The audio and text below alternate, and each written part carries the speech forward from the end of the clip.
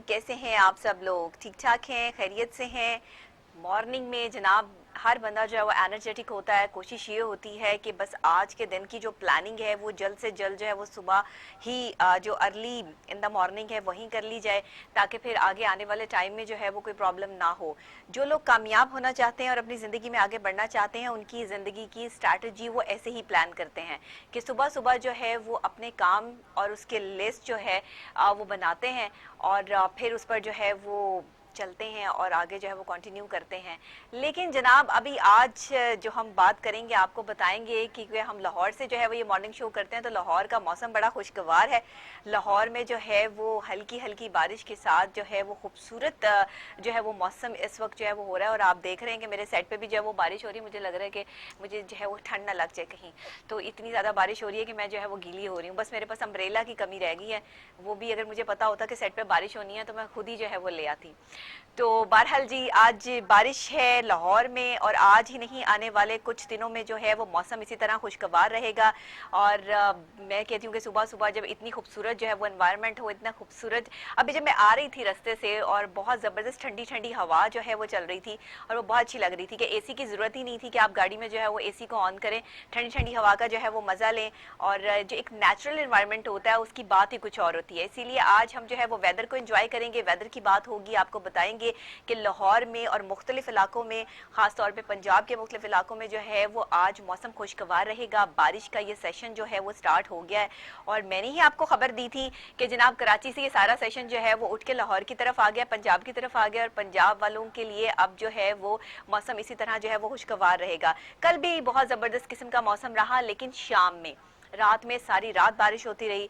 और आज जो सुबह का मौसम था वो तो कमाल ही मौसम है। अभी का जो एक आप अगर इसको लाहौर वाले जो अभी सो रहे हैं उठ जाएं, ताकि आप इस मौसम को जो है वो एंजॉय कर सकें, बारिश को एंजॉय कर सकें। अच्छा, ये हल्की हल्की बूंदाबांदी है आज अभी फिलहाल इन प्रोसेस, जो मैं करंट आपको सिचुएशन जो है वो बता रही हूँ। तेज़ बारिश इस टाइम जो है वो लाहौर में नहीं है और हल्की हल्की बूंदाबांदी है कहीं कहीं किसी न किसी इलाकों में, और कहीं पर जो है वो अभी तेज़ बारिश का इम्कान मौजूद नहीं है। लेकिन बहुत जल्द हो सकता है कि आने वाले टाइम में जैसे जैसे जो है वो हमारा प्रोग्राम चलता है तो कहीं तेज़ बारिश के इम्कान भी जो है वो हो जाएं।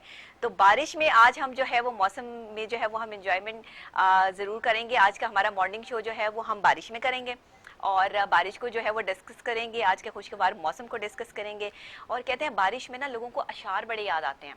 कुछ बड़े जो शायर किस्म के लोग होते हैं ना, उन्हें शेर बड़े याद आते हैं और वो मौसम के बारे में, सावन के बारे में, बरसातों के बारे में, इस तरह के जो लवेरिया टाइप लोग होते हैं ना, जिनको ये लवेरिया प्रॉब्लम होती है, अल्हम्दुलिल्लाह, अल्लाह का शुक्र है मुझे ऐसी कोई प्रॉब्लम नहीं है, इसलिए मुझे इस तरह के मोहब्बत वाले शेर याद नहीं होते। मुझे बड़े जो है ना वो सियासी किस्म के शेर भी याद हो जाते हैं, कुछ तारीखी किस्म के शेर भी याद हो जाते हैं, लेकिन मोहब्बत वाले शेर याद नहीं होते। पता नहीं क्या मसला। अभी मैं सोच रही हूँ कि शायद कोई मोहब्बत वाला शेर मुझे याद आ जाए, बट शायद मुझे नहीं आ सकता इस टाइम में। बस एक कभी जो है वो कॉलेज की दीवारों पर जो है, यूनिवर्सिटी की दीवारों पर, और वहाँ जो है वो दरवाज़ों पर जो है अशार लिखे होते थे, कभी वो जो है वो हम याद कर लिया करते थे उसको। लेकिन अब जो है वो शेर इस तरह से जो है वो याद नहीं होते। तो जिन लोगों को शेर याद हैं वो आज गर्मा गर्म शेर के साथ गर्मा गर्म चाय एंजॉय कर सकते हैं इस खूबसूरत मौसम में। सुबह सुबह का वक्त है, आप अगर नाश्ते की टेबल पे बैठे मेरा प्रोग्राम जो है वो एंजॉय कर रहे हैं, या अभी तक आपने जो है वो नाश्ते के हवाले से जो है वो कुछ भी प्लान नहीं किया, तो जनाब आज आप सोचें कि आज हेल्दी डाइट क्या होनी चाहिए, आपने जो है वो नाश्ते में जो है वो क्या इस्तेमाल करना है, और आज आपने जो है वो क्या लेना है, और किस तरीके से जो है वो आपकी हेल्दी डाइट जो है सारा दिन जो है वो चलेगी। अपने खाने का प्लान कीजिए, आज घर में पकाना क्या है, रेसिपी मैं बताऊंगी, क्योंकि डेली रेसिपी आपको मैं बताती हूँ, लेकिन क्योंकि हमारे प्रोग्राम का स्टार्ट होता है जनाब हेडलाइन से, और हम आपको पहले तो तमाम दुनिया में और ख़ास तौर पे पाकिस्तान में इन प्रोसेसली क्या हो रहा है, कल क्या शोर शराबा जो है वो होता रहा, उसको भी डिस्कस करते हैं, और करंटली जो आज का आगाज़ होता है, दिन का आगाज़ होता है, उसमें सारा दिन जो है वो क्या होना होता है, वो भी थोड़ी थोड़ी खबरें हमारे पास होती हैं, वो भी आपके साथ जो हम शेयर करते हैं। ख़वातीन भी अब पॉलिटिक्स में बहुत इंटरेस्ट लेना शुरू हो गई हैं और ये एक अच्छी बात है।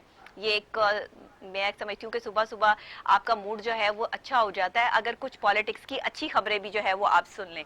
और अगर जो है वो कुछ इंटरेस्टिंग खबरें भी सुन लें जिस पर आंखें जो है वैसी खुली की खुली रह जाएं, तो वो भी ज़रा मज़ेदार बात हो जाती है। तो सबसे पहले हम चलते हैं आज की अपडेट्स की तरफ, जो हमने आपको अपडेट करना है, जिसमें नेशनल और इंटरनेशनल न्यूज़ शामिल है, पाकिस्तान से भी, पाकिस्तान से बाहर से भी। तो क्या हो रहा है जनाब पाकिस्तान में, बताते हैं आपको कि इस्लामाबाद हाई कोर्ट से ये रिपोर्ट है कि वज़ीर आज़म के मुशीरों की दोहरी शहरियत, वफाक से जवाब तलब। जी हाँ, इंटरेस्टिंग बात है ना, सुबह सुबह के टाइम मुशीर जो है जनाब काबीना का नहीं लेकिन सब कमेटी का हिस्सा बन सकते हैं, डिप्टी अटॉर्नी जनरल जो है वो कहते हैं। इस्लामाबाद हाई कोर्ट ने दोहरी शहरियत रखने वाले वजीर आजम इमरान खान के मुशीरों की तैनाती के खिलाफ दरख्वास्त पर वफाक से 2 हफ्तों में जवाब तलब करते हुए समात मुलतवी कर दी है, और मुशीर काबीना का नहीं बल्कि सब कमेटी का हिस्सा बन सकते हैं।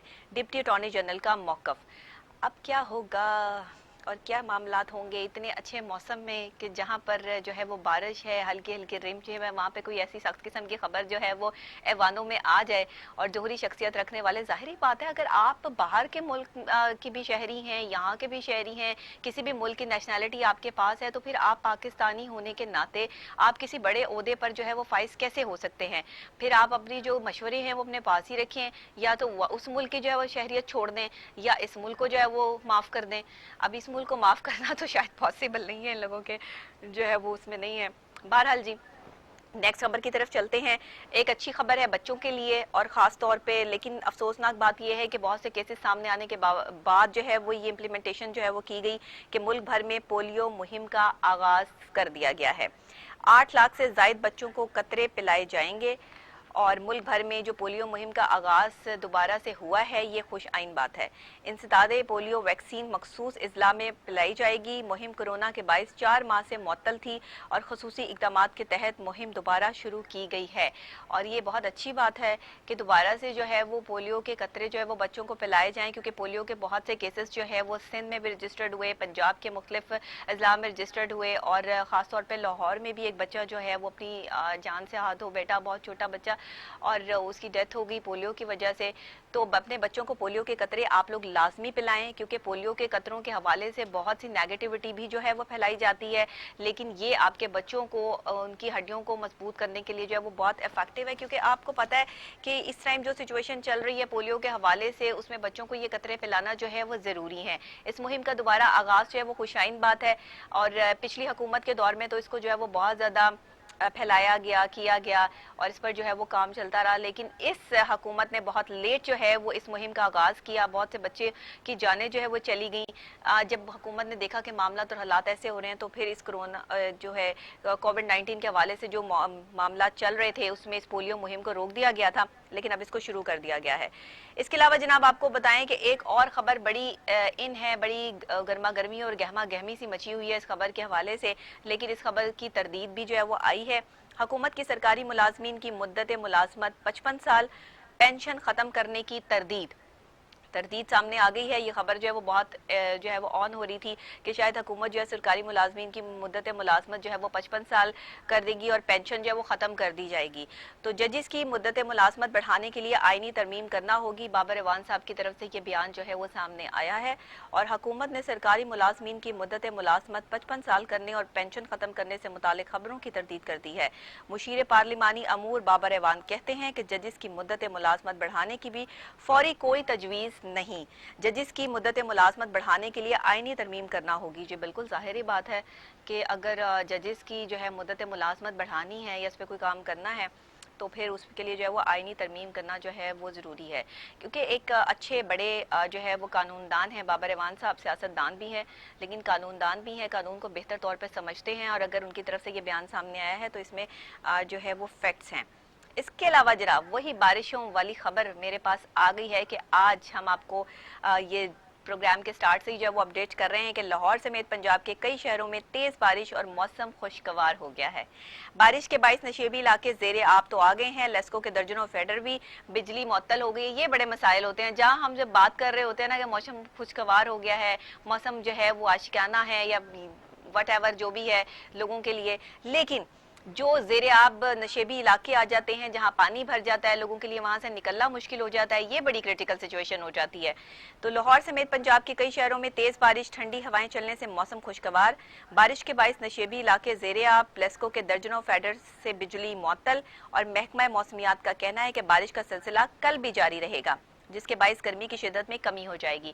चलें जी, बहुत अच्छी बात है, ग्रीनरी, पत्ते धुल गए हैं, हर तरफ जो है वो खिली हुई जो है वो एक मौसम का जो है वो इफेक्ट है। सुबह सुबह मॉर्निंग में जिस तरह का जो है वो टाइम होता है ना, अर्ली इन द मॉर्निंग 4-5 बजे, ये अभी 10 बजे 9 बजे जो है वो इस तरह का जो है वो इफेक्ट आ रहा है।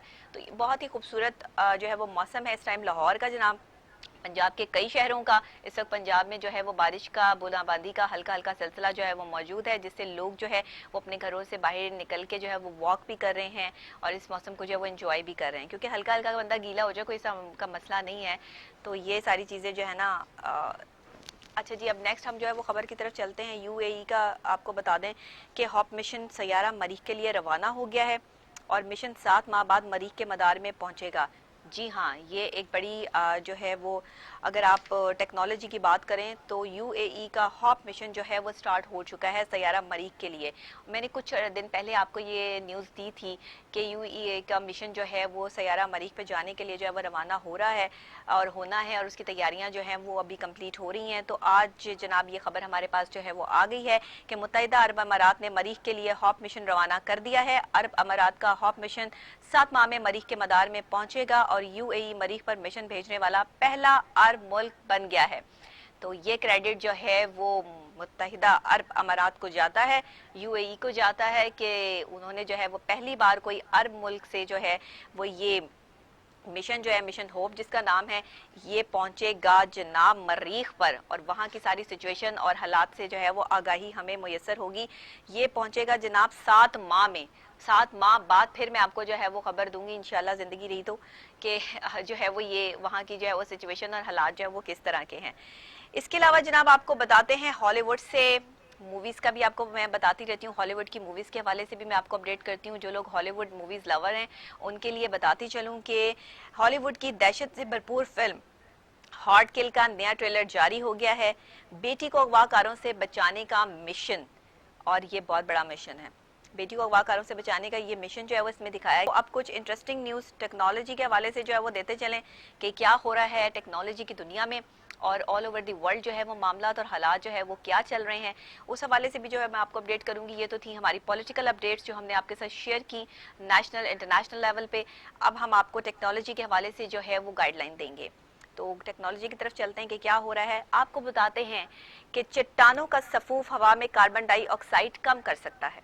ये क्वेश्चन भी है और मैं आपको बता भी रही हूँ। जी हाँ बिल्कुल, अब ये कैसे हो सकता है, हाउ कैन दिस पॉसिबल। तो मैं बताती हूँ आपको कि लंदन में बरतानवी माहिरीन का कहना है कि चट्टानों और पत्थरों का सफूफ यानी पाउडर बना के अगर फसलों पर छिड़क दिया जाए तो वो फसलें हवा से ज्यादा कार्बन डाइऑक्साइड जब्त करने के काबिल हो जाएंगी।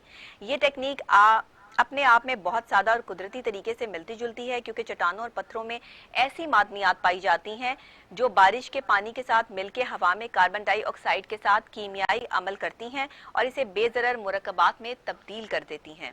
जी हाँ, ये जो एक सतह है, ये ज़रात अलग हो जाते हैं इसमें और बारिश के पानी के साथ बहते हुए नदी नालों और बिलाखिर दरियाओं के रास्ते समंदर में पहुंच जाते हैं। और ये कुदरती यानी चट्टानों की मौसम जो बर्दगी कहलाता है, यही वो कुदरती तरीका है जिसके जरिए चट्टानें बतदरीज टूट फूट का शिकार होकर ख़त्म हो जाती हैं।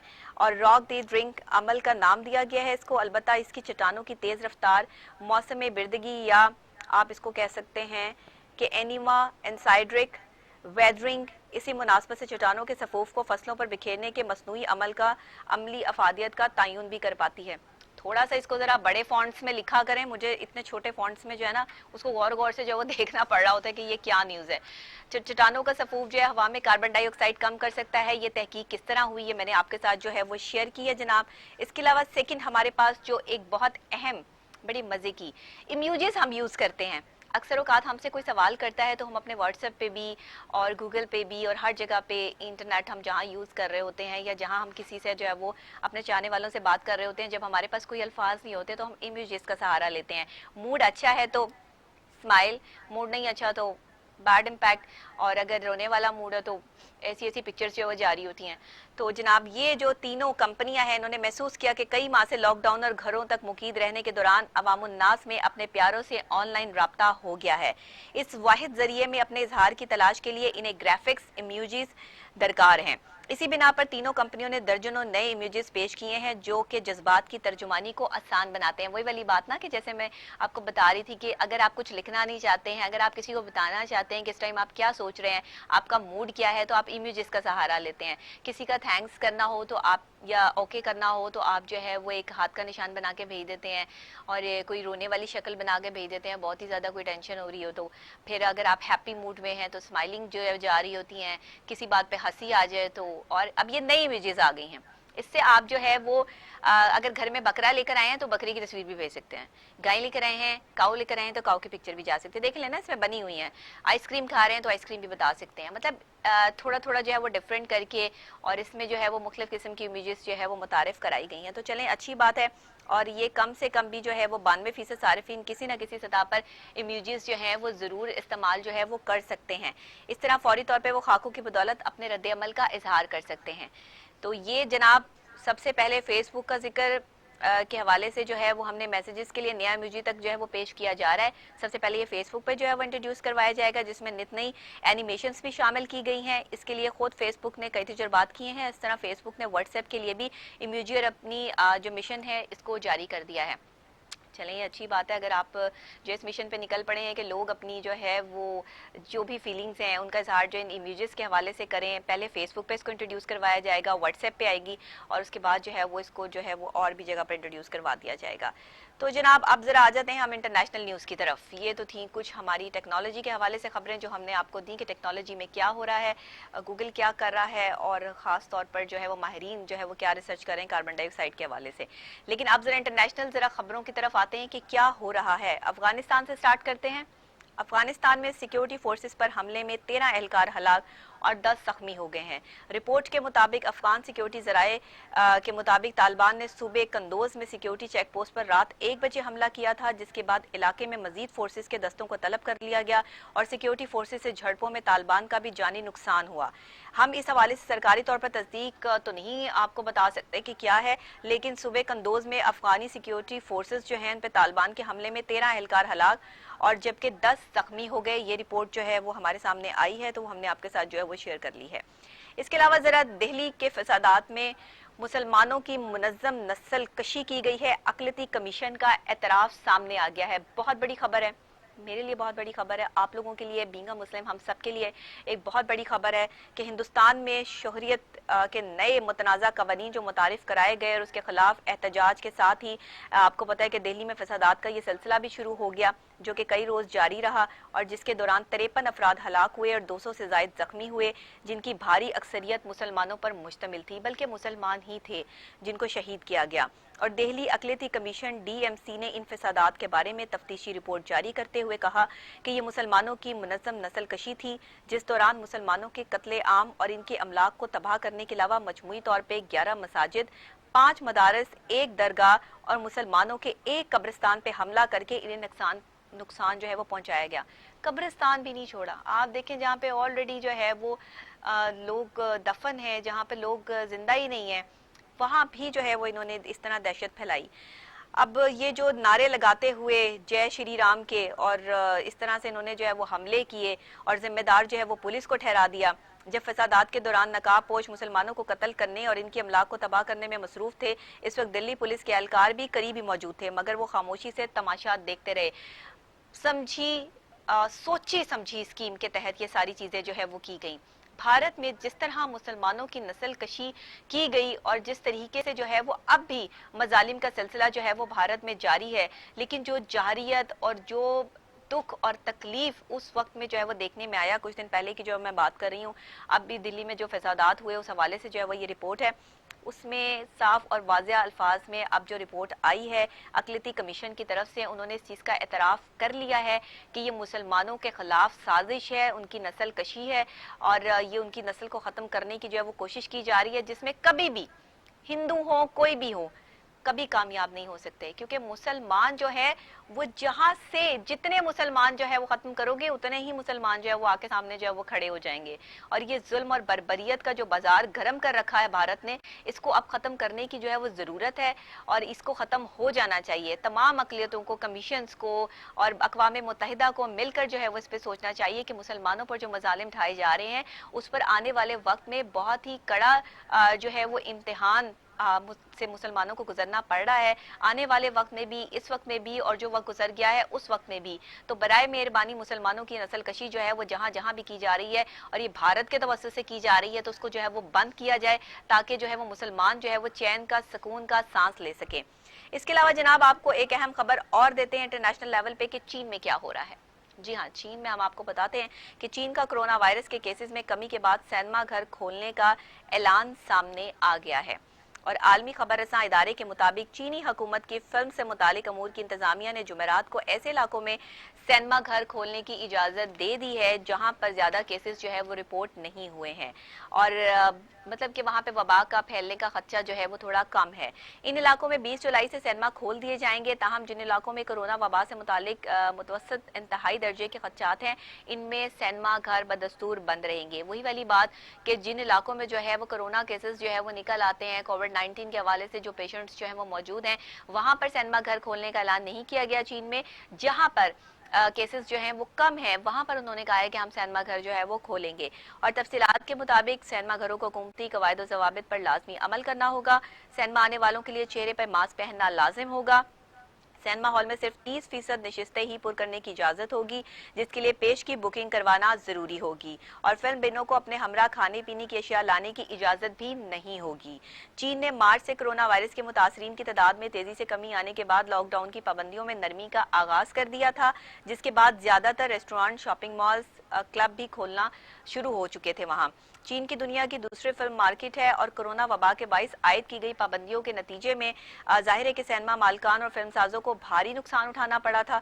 और सिनेमा खोलने के हुकूमती फैसले को चीनी फिल्मी शायकीन और सिनेमा मालकान और फिल्म साज हलकों ने सराहा है। जाहिर बात है जिनका कारोबार जो है वो खुल गया है वो तो इस चीज को जो है वो सराहेंगे।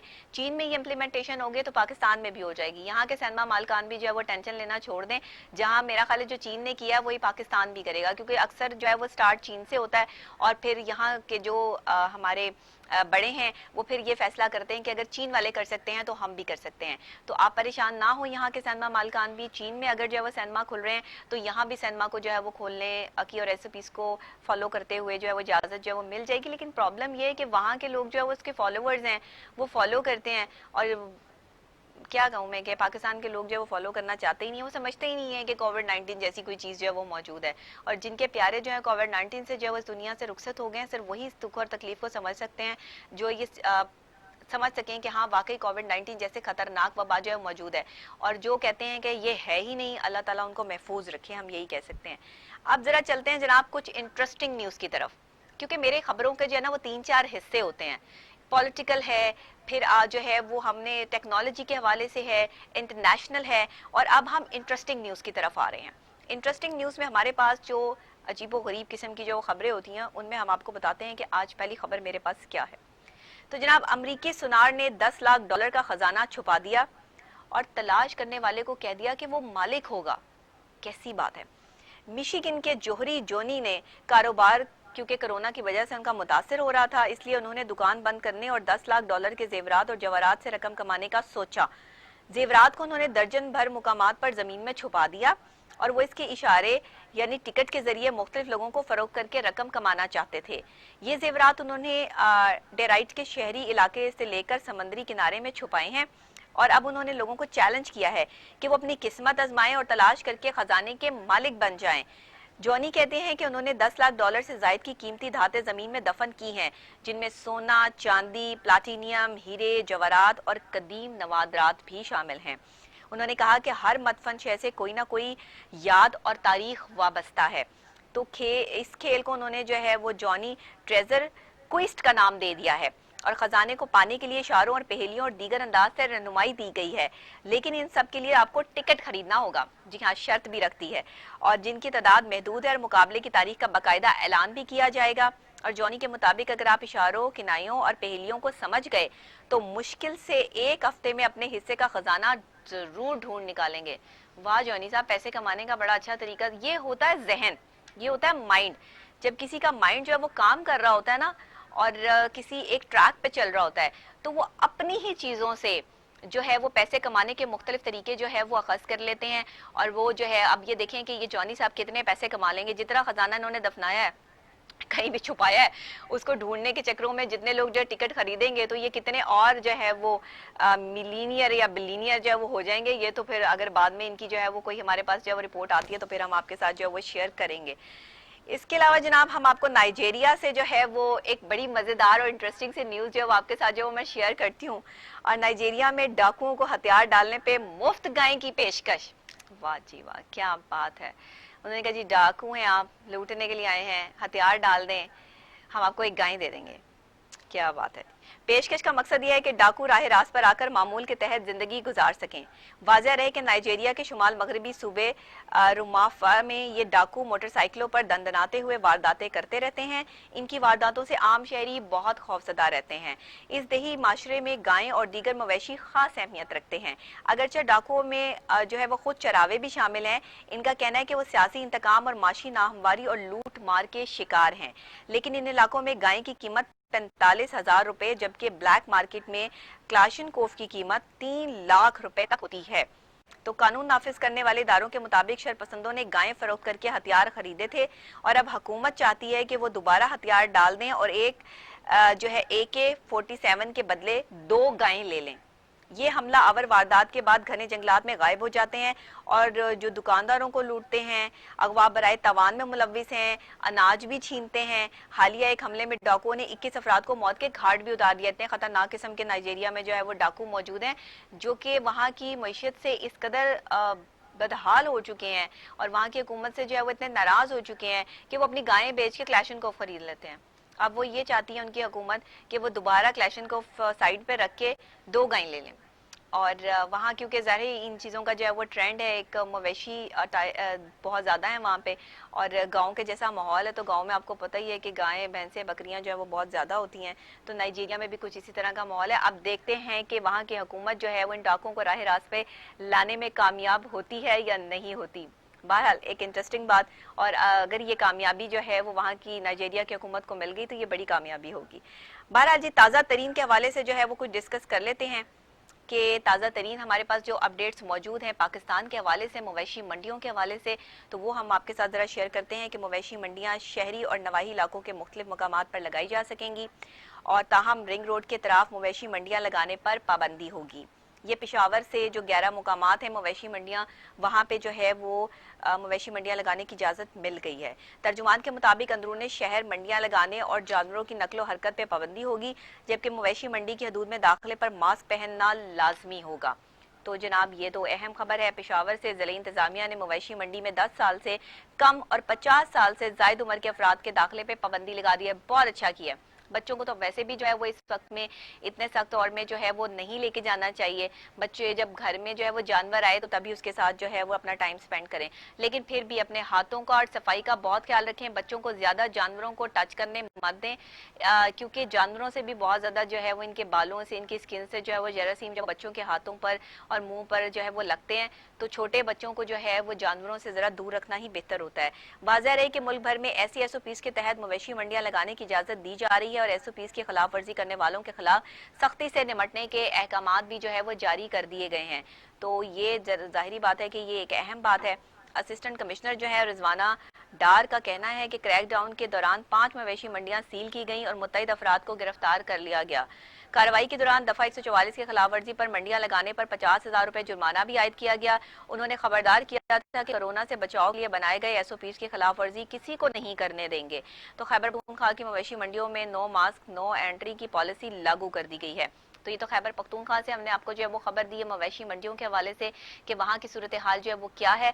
और वहाँ की जो असिस्टेंट कमिश्नर है रिजवाना डार, उन्होंने साफ कह दिया कि क्रैकडाउन के दौरान 5 मवेशी मंडियों को जो है वो सील कर दिया गया है और मुत्तहिद अफराद को गिरफ्तार कर लिया गया है। ये पिछले दिनों बड़ा क्रैकडाउन चला है और इसमें जिन्होंने एसओपीज की खिलाफ वर्जी की है उनके खिलाफ जो है वो सख्त एक्शन लिया गया है। पंजाब में भी, सिंध में भी, बलोचिस्तान में, जहाँ जहाँ जो है वो मवेशी मंडियाँ जो है लगाई गई हैं, खैबर पख्तूनख्वा में, पेशावर के एरिया में भी बहुत ज़्यादा जो है वो इन्होंने लूटमार मचाई हुई थी, एसओपीज को फॉलो नहीं करवा रहे थे। और जिस तरह की ये कंडीशन आपको जो है वो तस्वीर में भी नजर आ रही है, तो ये जानवर भी जो है वो अजीब सी जो है सिचुएशन थी। तो अब जो है वो जाके कुछ सुकून जो है वो इनको हो गया है।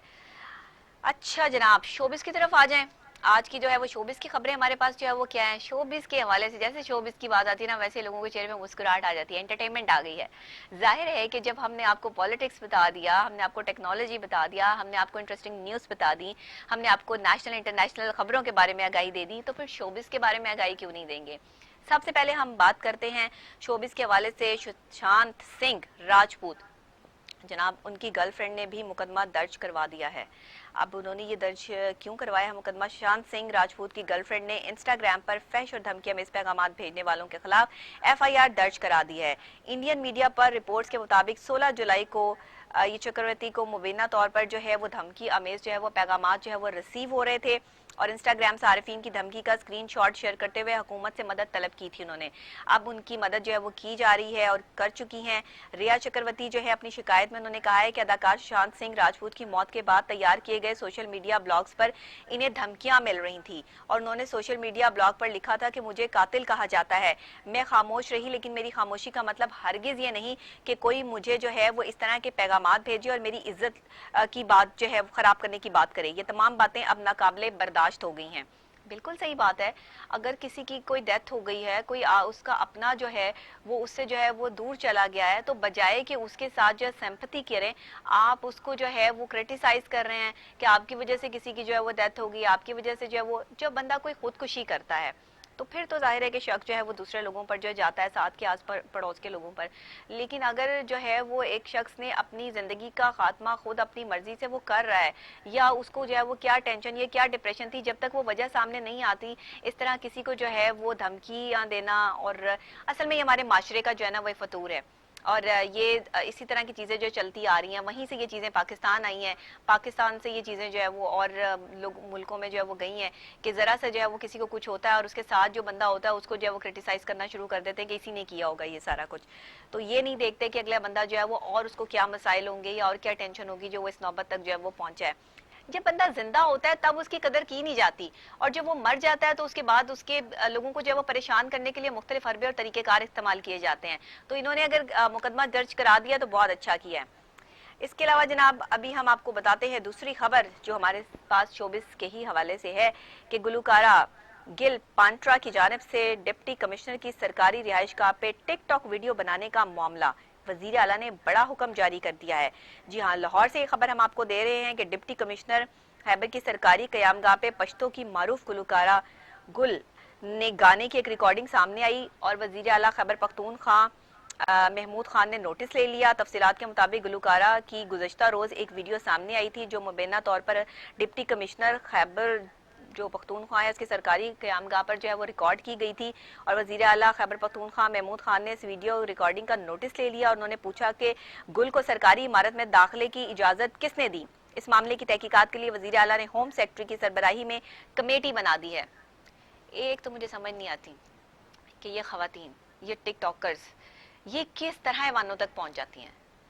मतलब ऐसे तो कोई उठ के जो है वो नहीं पहुंच सकता, वहां पे जाने के लिए पूरा एक प्रोसेस होता है जिससे गुजरना पड़ता है। आप किसी को भी वहां पर दावत दे रहे हैं तो आपका नाम बाकायदा तौर पे जो वो लिखा होता है, लेकिन ये जो खुद ही से अंदर जाके टिकटॉक वीडियो भी बना लेती हैं और कोई इनको पूछता नहीं है, ये कुछ प्री प्लान तो नहीं होता, इनके पीछे जो है वो प्री प्लानिंग कुछ चीजें जो है वो होती हैं। अब ये गुलकारा सामने आ गई हैं, पहले जो है वो हरीम शाह का जो है वो एक केस जो है वो चलता रहा कि वो भी जो है वो अपनी टिकटॉक जो है वीडियो उन्होंने बना ली बैठकर जो है वो सीट के ऊपर। तो ये मतलब ये खवातीन क्या चाहती हैं, ये मुझे लगता है कि मशहूर होने के स्टंट्स हैं और जो ये खेलती हैं, और फिर लोग, हम जैसे लोग जो है उनको उठा कर जो है वो टेलीविजन पे जो है वो चला भी देते हैं, तो उनका जो है वो जो वो चाहती हैं वो पूरा हो जाता है। तो ये चीज़ें नहीं होनी चाहिए। इस तरह की न्यूज़ को मैं अवॉइड करती हूँ, बट क्योंकि मेरे पास ये सामने न्यूज़ आ गई थी तो मैंने जो है उसको शेयर कर दिया, क्योंकि इस तरह के लोगों को प्रमोट करने से होता ही है कि आप फिर और लोगों को चांस दे रहे हैं कि और लोग भी इस तरह की जो है वो हरकतें जो है वो करें। तो ये गलत हरकत है। आप सिंगर हैं, आप सिंगर बन के रहें। अगर आप मशहूर नहीं हो रही थी तो इसमें हमारा कोई कसूर नहीं था। आपको मशहूर होने के लिए कुछ और सोचना चाहिए था, बजाय कि आप जो है वो सरकारी जगहों पर जाकर जो है वहाँ टिकटॉक्स बनाएं और पाकिस्तान के नाम को जो है वो दुनिया भर में बदनाम करें कि वहाँ पर जो हमारे बड़े बैठे हैं वो इस तरह के हैं कि जी ऐसी खवातीन को जो है वहाँ पे जगह देते हैं, वो आती हैं, वो क्या करने आती हैं वहाँ पे? सवाल बहुत बड़ा है। बहरहाल जी, इसके अलावा हम आपको बताते हैं कि हानिया सबसे मेहरबान और खूबसूरत इंसान है। फ्रेंड जोन होने वाले आसिम अजहर ने खामोशी तोड़ दी। आपको पता है कि ये शोबिस में कपल्स बड़े बनते हैं, कुछ अरसे के लिए बनते हैं और फिर ये कपल्स जो हैं वो टूट जाते हैं। फिर कुछ अरसे बाद जो है वो इनकी मोहब्बत भरी बातों की जगह जो है वो तल्ख हकीकतें जो है वो सामने आती हैं। इसने मेरे साथ ये कर दिया, उसने मेरे साथ ये कर दिया। अभी जनाब हम आपको कराची से खबर देंगे कि फ्रेंड जोन किए जाने के तकरीबन 6 रोज बाद गुलकार आसिम अजहर ने इस मामले पे खामोशी तोड़ दी है। ये एक बड़ा किस्सा जो है वो थोड़े दिनों से जो है वो सोशल मीडिया पे चल रहा था और गुलकार आसिम अजहर ने इंस्टाग्राम पर एक तवील पोस्ट की जिन्होंने अपने मद्दाओं का शुक्रिया अदा किया और बताया कि इनका नया गाना तुम YouTube पर टॉप ट्रेंड कर रहा है और 10 रोज में 5 मिलियन से ज्यादा बार सुना जा चुका है। तो हानिया आमिर के मामले पे आसिम अजहर ने कहा कि वो गुज़श्ता हफ्ते तहकीकी मीम्स की वजह से ट्विटर पर ट्रेंड करते रहे हैं। इस हवाले से किए गए मजाक का काफी मजा आया, लेकिन बाज़-औक़ात मीम्स यानी गैर इरादी तौर पर लाइन क्रॉस कर जाने में ख्याल कर लिया करो। तो आसिम अजहर ने कहा, जैसा कि हानिया कह चुकी हैं कि हम दोनों के दरमियान जो रिश्ता है वो किसी की समझ में नहीं आ सकता, ये मेरे लिए किसी भी लेवल से बढ़कर है। तो आराम से बैठो सारे और अपनी जगह की। अच्छा जी, तो उन्होंने लिख दिया हर जगह अपने मोहल्ले की फुप्पो नहीं बनो। तो ये जो है आसिम अजहर की तरफ से जो है वो बयान सामने आया, वो कह रहे हैं कि मोहल्ले की फुप्पो बनने की कोशिश मत करें सारे लोग। और जब हानिया ने ये कह दिया है कि मेरा और उनका रिश्ता ऐसा है जिसको डिस्क्राइब नहीं किया जा सकता, ऐसा कौन सा रिश्ता होता है जिसको डिस्क्राइब नहीं किया जा सकता? सोचें, मैं भी सोच रही हूँ। हाँ, अच्छा वाला रिश्ता, उसको डिस्क्राइब नहीं किया जा सकता। एक ऐसा रिश्ता जिसमें आप एक दूसरे की इज्जत करते हो, आप एक दूसरे के दोस्त हो, लेकिन आप उस तरह के दोस्त ना हो कि जिसको देखकर लोग जो है वो उंगलियां उठाएं। तो ऐसा जो है वो ताल्लुक जो है वो अच्छा ताल्लुक होता है। आसिम अजहर ने खामोशी इसीलिए तोड़ी है ताकि जो है वो ये मामला जो है वो इस तरह से जो है वो सॉर्ट आउट जो है वो हो जाए। इसके अलावा जनाब ये हमारे पास जो थी आज की शोबिज न्यूज़ भी आज हमने जो है वो आपके साथ जो है वो शेयर कर दी हैं और होप्स हो कि आज की ये तमाम न्यूज़ जो है वो आपको पसंद आई होंगी। लेकिन क्योंकि आपको पता है कि हमारा स्टोरी का सेगमेंट जो है वो लाजमी और मलजूम है, क्योंकि वो पॉलिटिकल सेगमेंट है, उसमें पॉलिटिकल पॉइंट ऑफ व्यू से क्या हो रहा होता है, सोशल पॉइंट ऑफ व्यू से क्या हो रहा होता है, तो उस हवाले से भी जो है वो हम बात करेंगे। इसके हवाले से ख़ास तौर पे जो आजकल बहुत ज़्यादा क्रिटिकल सिचुएशन चल रही है वो ये चल रही है कि प्राइवेट स्कूल एसोसिएशन जो हैं उन्होंने स्कूल खोलने का जो है वो ऐलान उनकी तरफ से सामने आया है, डेट भी सामने आ गई है। बच्चे स्कूल जाने की जो है वो तैयारियों में बिल्कुल मसरूफ नहीं है, क्योंकि उनको पता ही कुछ नहीं है कि हो क्या रहा है। अभी जो है वो प्राइवेट कुछ कह रही है, गवर्नमेंट कुछ कह रही है, डेट्स जो हैं वो आपस में एक दूसरे से मैच नहीं हो रही है। लेकिन एंड टू एंड होने क्या वाला है, बच्चे स्कूल जा कब रहे हैं, बच्चों को ये खुशखबरी हाँ है बच्चों को बेचारों को सुबह जल्दी जल्दी उठना पड़ेगा, बड़ी देर से जो है वो उठ रहे थे, मजे हो रहे थे, एंजॉयमेंट हो रही थी। अब स्कूल जो है वो खुल जाएंगे तो पढ़ना पड़ेगा। तो कोई बात नहीं बच्चों, आपके लिए जो है वो अच्छी खबर मेरे पास है, हम इसको आपके साथ शेयर करेंगे कि हुकूमत के हवाले से भी और साथ साथ जो है प्राइवेट एसोसिएशन के हवाले से भी जो है वो हम आपको बताएंगे कि किस तरीके से जो है वो ये स्कूल जो है वो कब खुलेंगे और किस तरह से जो है वो खुलेंगे। तो ये प्राइवेट एसोसिएशन के जो चेयरमैन हैं वो हमारे साथ काशिफ साहब ऑन कॉल जो है वो मौजूद हैं, काशिफ मिर्जा साहब।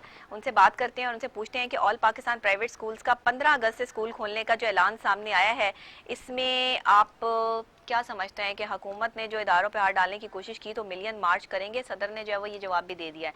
बात करते हैं। अस्सलाम वालेकुम काशिफ साहब। जी वालेकुम सलाम सर कैसे हैं आप, ठीक ठाक हैं? बहुत शुक्रिया। Sir all Pakistan private school association ने सितंबर में स्कूल खोलने का हुकूमती फैसला मुस्तरद कर दिया है और 15 अगस्त से जो है वो ये ऐलान सामने आ गया है कि तालीमी इदारे खोले जाएंगे। तो अब इस पर ये आप लोगों का हतमी फैसला है?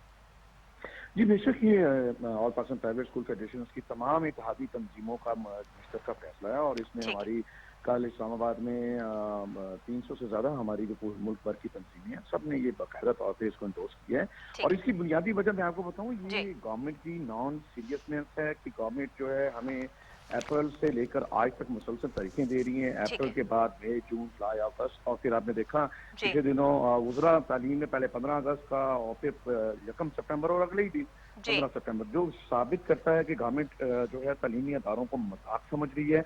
और हम इस वक्त अगर देखते हैं हमारा बलूचिस्तान, गिलगित बल्तिस्तान, एजेके और विंटर एरियाज के जितने बाकी इलाके हैं, वहाँ तो दिसंबर से स्कूल बंद हैं। जी। 6 से 8 माह हो गया मुल्क भर जो है वो इस वक्त इन्होंने तालीम के लिए लॉकडाउन कर दिया। हमारा 7.5 करोड़ बच्चा आउट ऑफ स्कूल है, 15 जी, लाख जाहिर है टीचर बच्चों का बड़ा बेरोजगार है। नुकसान हो रहा है, बिल्कुल, बिल्कुल। और 2,60,000 हमारे स्कूल जो है बर्बाद इन्होंने कर दिए, क्योंकि इनकी अपनी औलादों के लिए इस वक्त हर चीज मौजूद है। उनके लिए तो ऑनलाइन तालीम भी मौजूद है, उनके लिए ट्यूटर मौजूद है, उनके लिए घर के अंदर हेल्थ फैसिलिटीज मौजूद है, जबकि एक आम इंसान का बच्चा जो पाकिस्तानी बच्चा है, जिसको 25 ये आर्टिकल जो है कानूनी हक देता है, आईनी हक देता है सही। तालीम का, स्टेट रिस्पॉन्सिबिलिटी है। और स्टेट ने कोई एहसान नहीं करना होता, ये जी। हमारे ही टैक्सों से जो है वो इन्होंने ये तालीम देने के पाबंद है।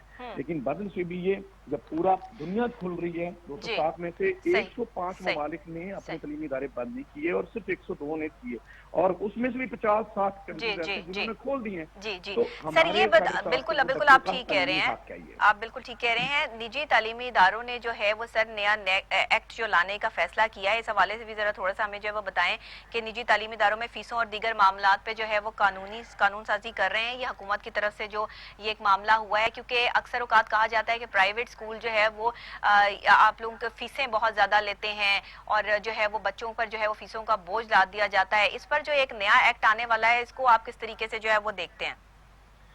देखिए जी, ये जो नए एक्ट, नए कवानीन, ये एक सिर्फ हमारा मीडिया ट्रायल हमेशा से होता है। 1984 का ऑर्डिनेंस मौजूद है, 1978 का regulation for the promotion of private school जो है, आप जो बोर्ड से अपने स्कूल को इल्हाक कराते हैं। एग्जामिनेशन का 1977 का एक्ट मौजूद है। इस वक्त कम से कम 25 से ज्यादा अदारे हमारे सर पे मुसल्लत होते हैं और वो किसी ना किसी तरीके से रेगुलेट कर रहे होते हैं। ठीक है। असल इशू क्या है, तवज्जो हटाने के लिए जो मैं पहले बात कर रहा था ना, 25 ये आर्टिकल, गवर्नमेंट की प्रॉब्लम इस वक्त क्या है कि इनके अपने जो पूरे पाकिस्तान में 1,52,000 स्कूल थे, पब्लिक स्कूल, वो कम होकर 1,31,000 हो गए, जिनमें इस वक्त भी एसओपी के तहत अगर ये तालीमी इदारे खोलना चाहें तो फौरी तौर पे इनको 50 अरब रुपए की जरूरत है। तो इनके पास जो इनके पास है भी, लेकिन ये खर्चना नहीं चाहते हैं क्योंकि इनकी प्रायोरिटी। सर आप लोगों ने सारी स्ट्रैटेजी जो है वो प्लान करके रखी हुई है, एसओपीज जो है वो मुकम्मल तौर पर आपकी तरफ से जो है वो तैयार हैं, बच्चों के मुस्तकबिल को सिक्योर करने के लिए आप लोग जो है वो कदम बढ़ाने के लिए जो है वो आगे बढ़ रहे हैं,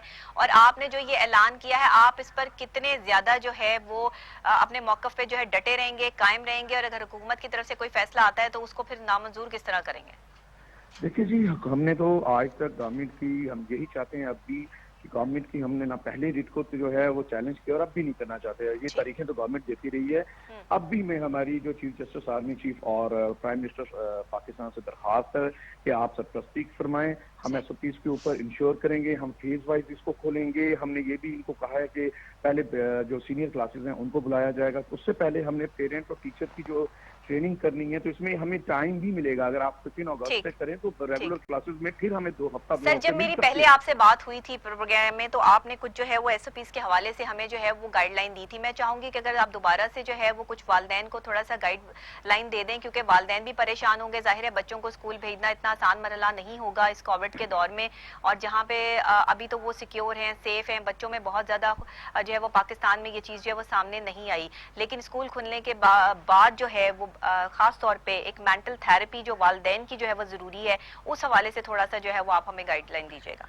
जी, गुजारिश उसमें ये है कि तो पहली बात तो हम अगर WHO की एडवाइजरी देखते हैं तो वो कहते हैं कि 36 लाख में से एक बच्चे, 36 लाख बच्चों में से एक बच्चे के मुतासर होने का खर्चा होता है। अभी ये थोड़ी देर पहले मैं हम एक प्रोग्राम में था जिसमें एक हमारी जो वजीर सेहत है यास्मीन साहबा, उन्होंने भी ये फरमाया कि इस वक्त बच्चों के हवाले से कोई ज्यादा सीरियस फिगर जो है वो सामने नहीं आए। अच्छा, अब हम ये भी देखते हैं कि जो ये बात, ये अल्हम्दुलिल्लाह बहुत, इसमें अल्लाह का शुक्र है। और फिर 74% पेरेंट्स ने गैलप सर्वे में कहा है कि वो अपने बच्चों को, ये 2 माह पहले की बात कर रहा हूँ, तो कि वो चाहते हैं कि स्कूल भेजें, और यकीनन अब इसमें इजाफा हो गया और अगस्त तक 90% ज्यादा ये चाहते हैं देखिए ना, हमारी औलादें जब घर के अंदर नहीं पढ़ रही, वो उनको देख रही हैं, उनका नहीं, बच्चे शदीद घर में तो नहीं नुकसान हो पढ़ रहा है। सकते, पॉसिबल ही नहीं है, बच्चे घर में पढ़ ही नहीं सकते हैं, जितना मर्जी वालिदैन बेशक। जो है वो पढ़ा लें। ये स्कूल वालों की जिम्मेदारी होती है, स्कूल वालों का ये बहुत बड़ी जहाद करते हैं कि इन बच्चों को जो है वो पढ़ाते हैं, वहाँ पे जो है वो ये बहुत फॉलो शुक्रिया करते हैं आपका। तमाम चीज़ें। ये इतना आसान काम नहीं है, मुझे पता है। और जाहिर है कि आप जब एक तालीमी पूरे प्रोसेस से गुजर कर जो है वो एक शख्सियत बनते हैं, तो इसमें उसातिज़ा का हाथ होता है, इसमें उन प्रोफेसर्स का हाथ होता है जो आपको गाइडलाइन दे रहे होते हैं, आपके मेहमान बहुत हैं। शुक्रिया आपका। तो ये मैं समझती हूँ कि वालिदैन को थोड़ा सा हौसला करके इस वक्त में जो है वो प्राइवेट स्कूल एसोसिएशन के साथ जो है वो खड़े होना चाहिए। हुकूमत को भी चाहिए कि एसओपीज के जो है वो खिलाफ वर्जी अगर कहीं वो देखें कि हो रही है या मामला कुछ खराब हो रहे हैं, तो इसको दोबारा से जो है वो अपने फैसले को वापस ले लिया जाए, आप लोगों से जो है वो नेगोशिएट कर लिया जाए। लेकिन इस टाइम में इन प्रोसेसली अगर स्कूल खुल जाते हैं, जो कि आपने 15 अगस्त से जो है वो ऐलान कर दिया, ये बहुत अर्ली नहीं है, आप सितंबर तक तो मेरा ख्याल उन्होंने भी आपको टाइम दे दिया है। देखिए, गवर्नमेंट का प्रॉब्लम ये है कि वो सिर्फ तारीखों पे तारीख देने का जो है वो काम कर रहे हैं, और जो सही। टाइम तो मैंने कहा पहले 5 अप्रैल था, फिर मई किया, जून किया, जुलाई किया, हाँ हाँ। जुलाई के बाद 15 अगस्त, 15 अगस्त के बाद 10 सितंबर, और फिर 15 सितंबर, इसमें भी एक और बात है। सही। तो अगर यूं होगा और अगर वो होगा, देखें एसओपीज हमने इनको जो बना के दिए हैं अप्रैल की, जिसमें ये कैटेगोरिकली हमने इनको कहा था कि हम एक तो डबल शिफ्ट करेंगे, आपकी स्ट्रेंथ हाफ होगी, उसको मजीद स्प्लिट करेंगे कि हम 3 दिन जो है जूनियर सही। सेक्शन बुलाएंगे, 3 दिन सीनियर सेक्शन बुलाएंगे। सही। वही स्ट्रेंथ जब 4 हिस्सों में डिवाइड हो जाएगी, बिल्कुल और सही। फिर आपके पास अदारे हैं, चेक के पास अवेलेबिलिटी है, तो यकीनन ये एक बहुत बड़ा अलमिया होगा हमारे अच्छा, 750 हुकूमत को आउट भी स्कूल इस पर बच्चों आप लोगों के साथ प्रॉब्लम नहीं होनी चाहिए, अगले महीने भी तो खोलने ही है ना, तो में। 15 बेशक। से जो है वो खोल दे, उसमें तो तो मतलब पहले खोल दें, हाँ, जब हम उसमें तो कोई आपके हर्ज साथ नहीं है। खड़े हैं। बिल्कुल जी, बिल्कुल ऐसे ही है हम कि तो कह रहे हैं कि देखिए, आप पहले तो बात तालीमी अदारों को, प्राइवेट सेक्टर को का एक बहुत बड़ा कंट्रीब्यूशन है। हमारे जी। पास इस वक्त 2.5 करोड़ बच्चा जो है वो हाँ। इस वक्त अदारों में पढ़ रहा है। बिल्कुल। तो अगर आपको ये लगता है, हमें हमारे साथ बैठे और इसमें हमें बताएं कि इसमें मजीद इम्प्रूवमेंट क्या की जा सकती है। बिल्कुल। हम कोई सियासी जो है पार्टीज नहीं है, हम नहीं कोई है, हुकूमत बिल्कुल गिराना बिल्कुल, नहीं बच्चों के चाहते, हम तो मुस्तकबिल की आप बात कर हुकूमत रहे की हैं। सपोर्ट बिल्कुल कर रहे हैं और करना बिल्कुल। चाहते हैं। तो हाँ। मैं फिर ये बात कहूंगा,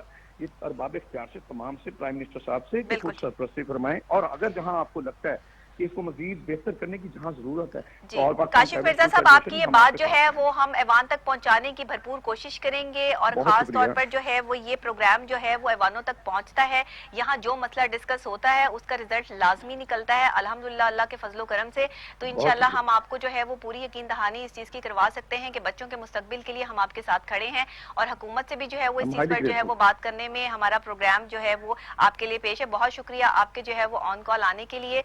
और अब जो है वो ये 15 अगस्त से क्या स्कूल जो है वो खुल जाएंगे, ये तो एक अहम फैसला है, ये बात आगे तक पहुंचेगी, उसके बाद ही हम आपको दिखाएंगे कि हमारे प्रोग्राम में ये चीज़ डिस्कस की गई, और फिर हुकूमत की तरफ से जो है वो इस पे जो है वो इंशाल्लाह ताला ज़रूर अमल जो है वो सामने आएगा। इसी के साथ मुझे यहाँ ब्रेक लेनी है, ब्रेक के फौरी बाद वापस मिलते हैं, मुलाकात करते हैं। तो हमारे प्रोग्राम में और भी बहुत कुछ है जो हमने आपसे डिस्कस करना है, बहुत सी ऐसी चीज़ें हैं जो आपको दिखानी है, बतानी। बच्चों का जो है वो ज़ाया हो चुका है, और इसको रिकवर करने के लिए असातिज़ा को बड़ी मेहनत दरकार होगी, और बच्चों को एसओपीज के हवाले से जो है वो उस तरीके से जो है वो स्कूलों में भेजना, और ये तमाम मामला वालिदैन से भी मेरी अपील है कि उनको प्रॉपर जो है वो कवर करके जो है वो स्कूल भेजें, उनका जो है वो बहुत एहतियात करें, और स्कूल वाले भी जो है वो इसमें एहतियात करें। बहरहाल देखते हैं कि ये मामला जो है वो कब हल होता है। और इसके अलावा एक बहुत अहम मामला जो इस वक्त जो है वो हमारे सराउंडिंग्स में है और बहुत अहम है, क्योंकि अगर आप फिल्म इंडस्ट्री की बात कर लें, आप ड्रामा इंडस्ट्री की बात कर लें, आप थिएटर्स की बात कर लें, तो ये पाकिस्तान के कुछ ऐसे पिलर्स हैं कि जिन पे पाकिस्तान की मुईशत जो है वो बिलोंग करती है। पूरी दुनिया में आप जो अपने मुल्क की सकाफत को प्रमोट करते हैं वो शायद आप किसी और तरीके से प्रमोट नहीं कर सकते। थिएटर्स में जो ड्रामास चलते हैं उसमें जो फनकार काम करते हैं उनका काम जैसा मर्जी हो, लेकिन हर शख्स की रोजी रोटी जो है वो थिएटर के साथ जो है वो मुंसलिक है, और थिएटर अगर बंद हो गए हैं तो इससे फनकारों को बहुत सी मुश्किलात का जो है वो सामना करना पड़ रहा है, और मामलात और हालात जो है वो फाकों तक आ गए हैं। बहुत से जो अदाकार फनकार जो थिएटर पे परफॉर्म करते थे वो इस वक्त रेडी लगाने पे, चाय के ढाबे लगाने पे, बर्गर बेचने पे मजबूर हो गए हैं, और जिनके पास जो है कभी पैसों की रेल पेल होती थी वो खवातीन अब झुग्गियों में जो है वो आ गई हैं। ये हालात और वाकयात जो है वो इस कोविड-19 के दौर में पाकिस्तान में जो है वो देखने को हमें मिले हैं। इस वक्त में सैयद नूर साहब का एक बयान सामने आना और ये कहना कि इंडस्ट्री को तालीमी याफ्ता फनकारों की अशद जरूरत है, अहम बात है। अब इस पे हवाले से भी बात करेंगे और आपको एक रिपोर्ट भी दिखाएंगे जिसमें ये वाजिया तौर पर आपको पता चलेगा कि थिएटर और फिल्म के फनकार फनकार फनकार होता है, वो थिएटर का हो, वो फिल्म का हो, वो ड्रामे का हो, फनकार की एक अपनी इज्जत, एक अपनी रिस्पेक्ट होती है। और लेकिन जो इस माशरे में और इस वक्त कोविड-19 के हालात में हो रहा है, उस पर हमने एक पैकेज तैयार किया है। आइए आपको दिखाते हैं, उस पर फिर दोबारा बात करते हैं। खत्म करो थिएटर को, ओपन करो कोरोना गर्दी, खत्म करो थिएटर को, ओपन करो कोरोना गर्दी, खत्म करो। हुकूमत ने ईद कुर्बान पर थिएटर चलाने की इजाजत ना दी तो मुल्क भर के फनकार एहतजाज जारी रखेंगे और गिरफ्तारियां पेश करेंगे। थिएटर से 1 घंटा बाद ही रेवेन्यू टैक्स की मद में हुकूमत के खजाने में चला जाता है। अफसोस हुकूमत दुकानदारों मजदूरों की बात करती है, फनकारों की परेशान हाल नहीं। हमारा जो काम है थिएटर का वो सिर्फ 2 घंटे का, 11 बजे से रात 1 बजे तक। तो हमारी आपसे हम्बल रिक्वेस्ट है कि खुदारा हमारे एसओपी बनाए जाए। मियां असलम इकबाल साहब, आप बड़ा दर्द दिल रखते हैं ताजरों के लिए। ये प्रोड्यूसर भी ताजर की एक किस्म है, थिएटर ओनर भी एक ताजर की किस्म है। वजीर आला पंजाब की जानिब से भी फनकारों की मदद का सिर्फ ऐलान किया गया। अमली तौर पर फनकार को अभी तक 1 रुपए की भी मदद नहीं मिली। ईद कुर्बान पर ड्रामा करने की इजाजत दी जाए। आपको जैसा कि मालूम है कि मैं एक फनकार हूं और फनकार का किसी भी जमात के साथ कोई भी अपना ज़ाती लड़ाई झगड़ा नहीं होता, क्योंकि हमारी लाइकिंग सबके साथ होती है। हमारे लिए सारे मोहतरम हैं। मैं पाकिस्तान की रियासत और पाकिस्तान की रियासत के असूलों का पाबंद हूँ। मेरी किसी के साथ ज़ाती कोई लड़ाई नहीं है, किसी के साथ कोई ज़ाती रंजिश नहीं है। जो मेरे हवाले से ट्वीट किया जा रहा है, मेरा वो ट्वीट अकाउंट ही नहीं है, ना मैंने अभी तक ये ट्वीट अकाउंट मैंने बनाया है। मेरा किसी के साथ कोई ज़ाती कोई लड़ाई नहीं है। सिर्फ और सिर्फ थिएटर की बात है कि हमारा रिज़्क खोल दिया जाए, इसके अलावा हमारा दूसरा कोई मौक़िफ़ नहीं है। अदाकार नसीम विकी, ताहिर अंजम, सरदार कमार, राशिद महमूद कहते हैं, इमरान खान कहाँ है? नए पाकिस्तान में सैकड़ों फनकार भूखे मर रहे हैं। हुकूमत को बाकायदगी से सालाना करोड़ों की मद में टैक्स अदा कर रहे हैं। हुकूमत थिएटर इंडस्ट्री को बुरी तरह नजरअंदाज कर रही है। ऐसा ना करें, थिएटर खोलने की इजाजत दें। कैमरामैन अबू बकर के साथ शजरुद्दीन, टीवी टुडे, लाहौर। जी, आपने देखा कि इस वक्त फिल्म, थिएटर और ड्रामा अदाकारों के साथ जो है वो किस तरह का जो है वो सलूक का रवा रखा हुआ है। वज़ीर आला पंजाब सरदार उस्मान बुज़दार साहब वैसे तो फनकारों की जो है वो बहुत प्रोटेक्शन की जो है वो बात करते हैं। असल में होता ये है कि जब तक मसला शायद हमारे मॉर्निंग शो से जो है वो ऐवानों तक पहुंचता नहीं, मसला हल नहीं होता। अक्सर जो है वो हमने इस तरह से जो है वो देखा है। बहुत अरसा पहले से ये चीखो पुकार जो है वो चल रही है, लेकिन इसकी इम्प्लीमेंटेशंस जो है वो नहीं आ रही। बट मेरी पूरी कोशिश है कि अपने इस प्लेटफॉर्म से, टीवी टुडे के प्लेटफॉर्म से इंशाल्लाह फनकारों के ये मसाइल भी जो है वो हल करवाने की जो है वो हम कोशिश करेंगे और इस पर भी जो है वो गौर करेंगे। लेकिन अभी जो है वो हम पहले कोशिश ये करेंगे कि जो फनकारों के हवाले से मसाइल आ रहे हैं, जिस तरह, और ये रोटी को गले में डालकर जो एहतजाज जो है वो सामने आया है, एक मतलब ये वो लोग हैं जो अपनी इज्जत से रोटी कमा रहे थे, जिस तरह भी कर रहे थे, जो भी कर रहे थे, पर इनको जो है वो पैसा मिल रहा था, इनका रोटी पानी चल रहा था, इनके भी घर बार हैं, बच्चे हैं जिनका जो है उन्होंने सर्कल चलाना है। बहुत सारे घरों को ये सपोर्ट भी करते थे। थिएटर्स अदाकारों को वैसे तो हम बहुत समझते हैं ना कि शायद ये वर्गैलिटी और इस तरह की चीजें जो है वो करते हैं, लेकिन बहरहाल ये बहुत ज्यादा जो है वो दर्द दिल रखने वाली शख्सियात हैं और दूसरे लोगों की मदद करने में जो है वो हमेशा पेश होते हैं, क्योंकि इन्होंने बहुत कड़ा वक्त अपनी जिंदगी में देखा होता है और वहां तक जो है थिएटर तक ऐसे ही कोई नहीं पहुंच जाता। किसी को भी इस नौबत तक पहुंचने के लिए बड़े ही तल्ख हकीकतों से जो है वो गुजरना पड़ता है। तो आज फनकार जिस तल्ख हकीकत से गुजर रहे हैं, उस पे हमें कोशिश ये करनी है कि हम उनके साथ, उनके हाथ में हाथ डाल के जो है वो खड़े हों। हम इस प्रोग्राम, इस प्लेटफॉर्म के थ्रू, अपने मॉर्निंग शो के थ्रू जो है वो मेरी ये कोशिश है कि इंशाल्लाह इनकी आवाज जो है अवानों तक पहुंचाई जाए। अवान तक पहुंच चुकी है आवाज, बहुत वावेला मचा, बहुत शोर शराबा मचा, लेकिन अब तक सीएम साहब ने इस पर जो है वो कोई खास नोटिस नहीं लिया। पंजाब के भी तमाम थिएटर्स जो है वो अभी तक जो है वो बंद हैं। एसओपीज को जो है वो फॉलो करते हुए भी मामला जो है वो इनकी जो है वो अभी तक सही नहीं पहुंचे, लेकिन अब पहुंचेंगे इंशाल्लाह। हमारी पूरी आपसे जो है वो हम इस चीज को जो है वो कहते हैं। बहुत ही अहम शख्सियत हमने इस के दौरान देखा कि एक बहुत अहम शख्सियत, एक बहुत बड़े अदाकार, हमारे मुल्क का एक बहुत बड़ा नाम, कि जिन्होंने जो है वो फनकारों के लिए जो है हमेशा आवाज़ बुलंद की है और हमेशा लोगों की मदद का जज्बा रखते हुए जो है वो हमेशा अपनी आवाज़ बुलंद करते हैं। हुकूमत से अपील भी की। इस पैकेज में भी आपने उन्हें देखा, राशिद महमूद साहब, उन्हें हमने ऑन कॉल लिया है। उनसे पूछते हैं कि राशिद साहब हमें जो है वो बताएंगे कि ये फनकारों के हवाले से जो है वो हुकूमत से इनके जो मामलात हैं वो किस हद तक जो है वो तय पाए हैं और क्या आगे आने वाले टाइम में फिल्म इंडस्ट्री, ड्रामा और थिएटर जो है दोबारा से उसी तरह से जो है वो रिन्यू हो जाएंगे कि अभी मामला जो है वो इन प्रोसेस चल रहे हैं? अस्सलाम वालेकुम राशिद साहब। जी वालेकुम अस्सलाम। सर कैसे हैं आप? अल्लाह का शुक्र है बेटी। खुश रहिए जी। बताइएगा, अभी हमने एक पैकेज चलाया, आपने ये जो थिएटर बंद हैं, फिल्म इंडस्ट्री के मामला हालात खराब हैं, बेरोजगार हो गए हैं सारे फनकार, इस हवाले से आपने आवाज बुलंद की है, अदाकार बहुत परेशानी के आलम में है, आपकी बात कहाँ तक जो है वो सुनी गई है? देखिए जी, इस मुल्क में जब से ये आए हैं, जो जो कुछ कहा गया फिजिकल इम्प्लीमेंट किसी एक भी बात पे नहीं हुआ। बिल्कुल सही, रत्ती भर नहीं। कहा गया ये फलां होगा जी, लूटे पैसे वापस आएंगे, आया कोई? सही। लुटेरे जो पहले थे, जो आपके थे, या तो वो थे नहीं जी। आप सबके सब मुल्क से बाहर चले गए जी। सही। गरीब आदमी की जितनी जिंदगी की जरूरत की चीजें वो सब की सब मल्टीप्लाई महंगी हो गई और पकड़ा जा रहा है, कोई आज तक पकड़ा नहीं। बिल्कुल सही आप कह रहे हैं। फनकारों का ये तो स्टेज की तो चले, अब कुछ जो है हो रही है बात ये कोरोना के हवाले से। हाँ। तो हमारा तो टेलीविजन जो है, पाकिस्तान टेलीविजन, उस पर ड्रामा 2 बरस से भी ज्यादा बंद हुआ। बिल्कुल सही कह रहे हैं। हमारे सारे काम बंद कर दिए हुए इन्होंने। तो हम और फिर उससे आप सर टिकटॉक स्टार्स को तो बड़ा ऑन किया जा रहा है, टिकटॉक स्टार्स को तो बुला के पूरी कंपेन की जा रही है। तो जो हर फोरम पे मुख्तलिफ तरह की जो ऑप्शन होती है, अगर आप देखते हैं तो मुझे अपनी जमीन बड़ी प्यारी है, मेरी ये मुल्क मेरा है, ये रहता, ये रूट्स मेरे, हर चीज डिनाइल में है।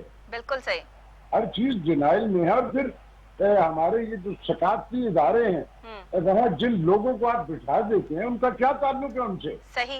आपने फंड अनाउंस करते हैं, किसको देते हैं, किसको मिलता है?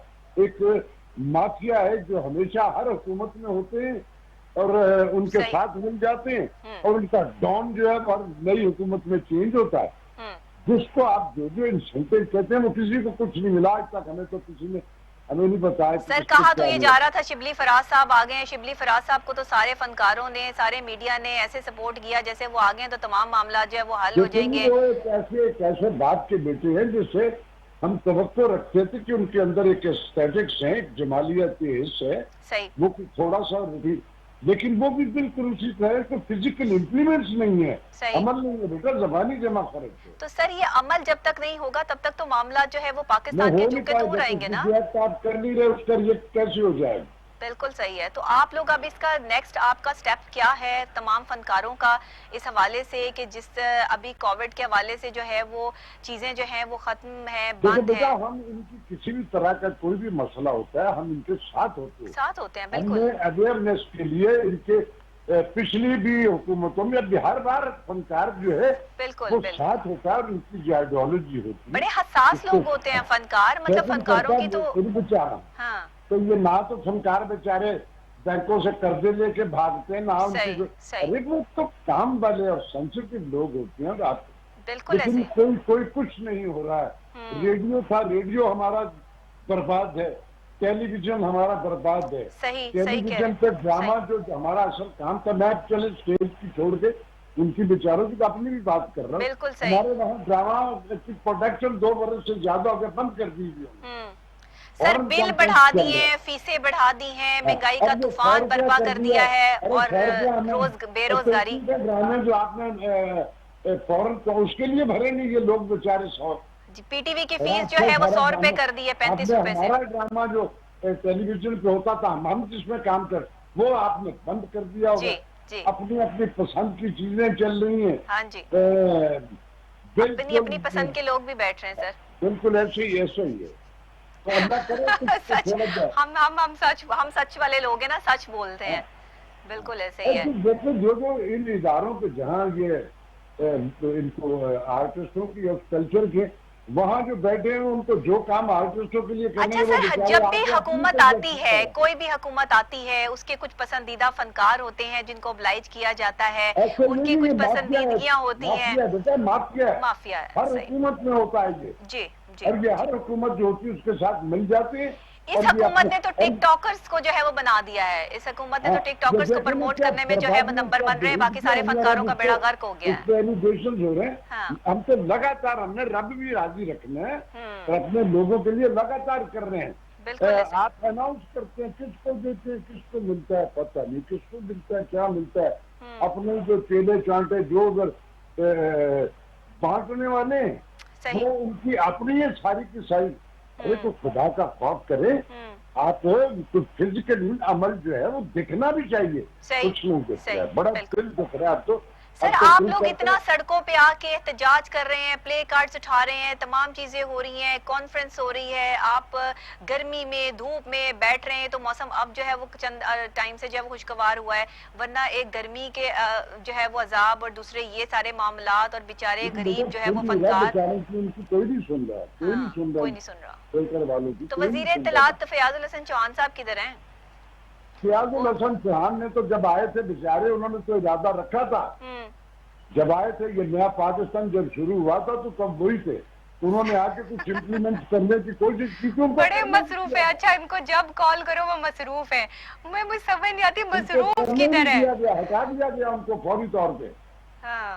सही जो करता है उसको वो नहीं रहता, बस अल्लाह रहम करे, अल्लाह रहम करे। बड़े बुरे हालात है, दिल दुखता है कि किस मुल्क में, मैं अपनी मिसाल देता हूँ, प्राइड ऑफ परफॉर्मेंस, सब दिल दुखता है किस सर क्या प्राइड ऑफ परफॉर्मेंस का आज करें, अगर खाने के लिए रोटी ना हो, पेट खाली हो, तो उस प्राइड ऑफ परफॉर्मेंस को जो है वो देख देख कर पेट भर सकता है। क्या करेंगे, बड़ा बड़ा बड़ा अमल नहीं है, अमल के बगैर कुछ नहीं है, कुछ नहीं है बिल्कुल। जब आप एक्ट कर नहीं रहे जिसकी आप तवक्को किए बैठे, तो वो जो एक्ट किया जाएगा उसी का मैं समझती हूँ सर फनकार का प्राइड ऑफ परफॉर्मेंस ये है कि उसको घर दिया जाए, उसको छत दी जाए, ये प्राइड ऑफ परफॉर्मेंस है कि उसको देख देख कर ये एहसास होता रहे कि ये मेरी प्राइड ऑफ परफॉर्मेंस थी कि आज मुझे जो है वो मेरे सर पे छत मौजूद है, आज मेरे पास गाड़ी मौजूद है, आज मेरे पास अच्छा कारोबार मौजूद है।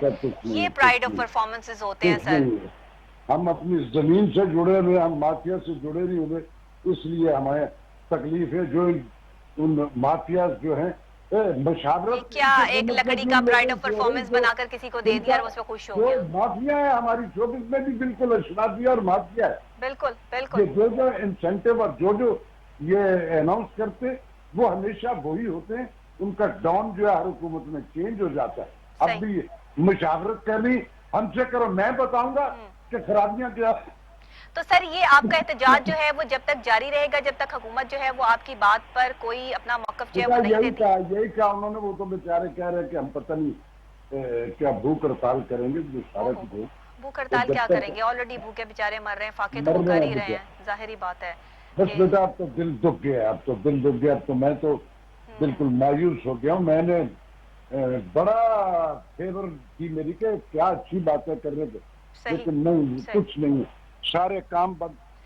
हुकूमत से जो है वो स्टाबिंग रेडियो है, रेडियो में चूंकि ब्रॉडकास्टर और 60 बरस से रेडियो से रिलेटेड ना, उधर को पैसा है, जो बेचारे कॉन्ट्रैक्ट मुलाजमीन है 3-3, 4-4 महीने हो गए उनको तनख्वाह ही नहीं मिलती।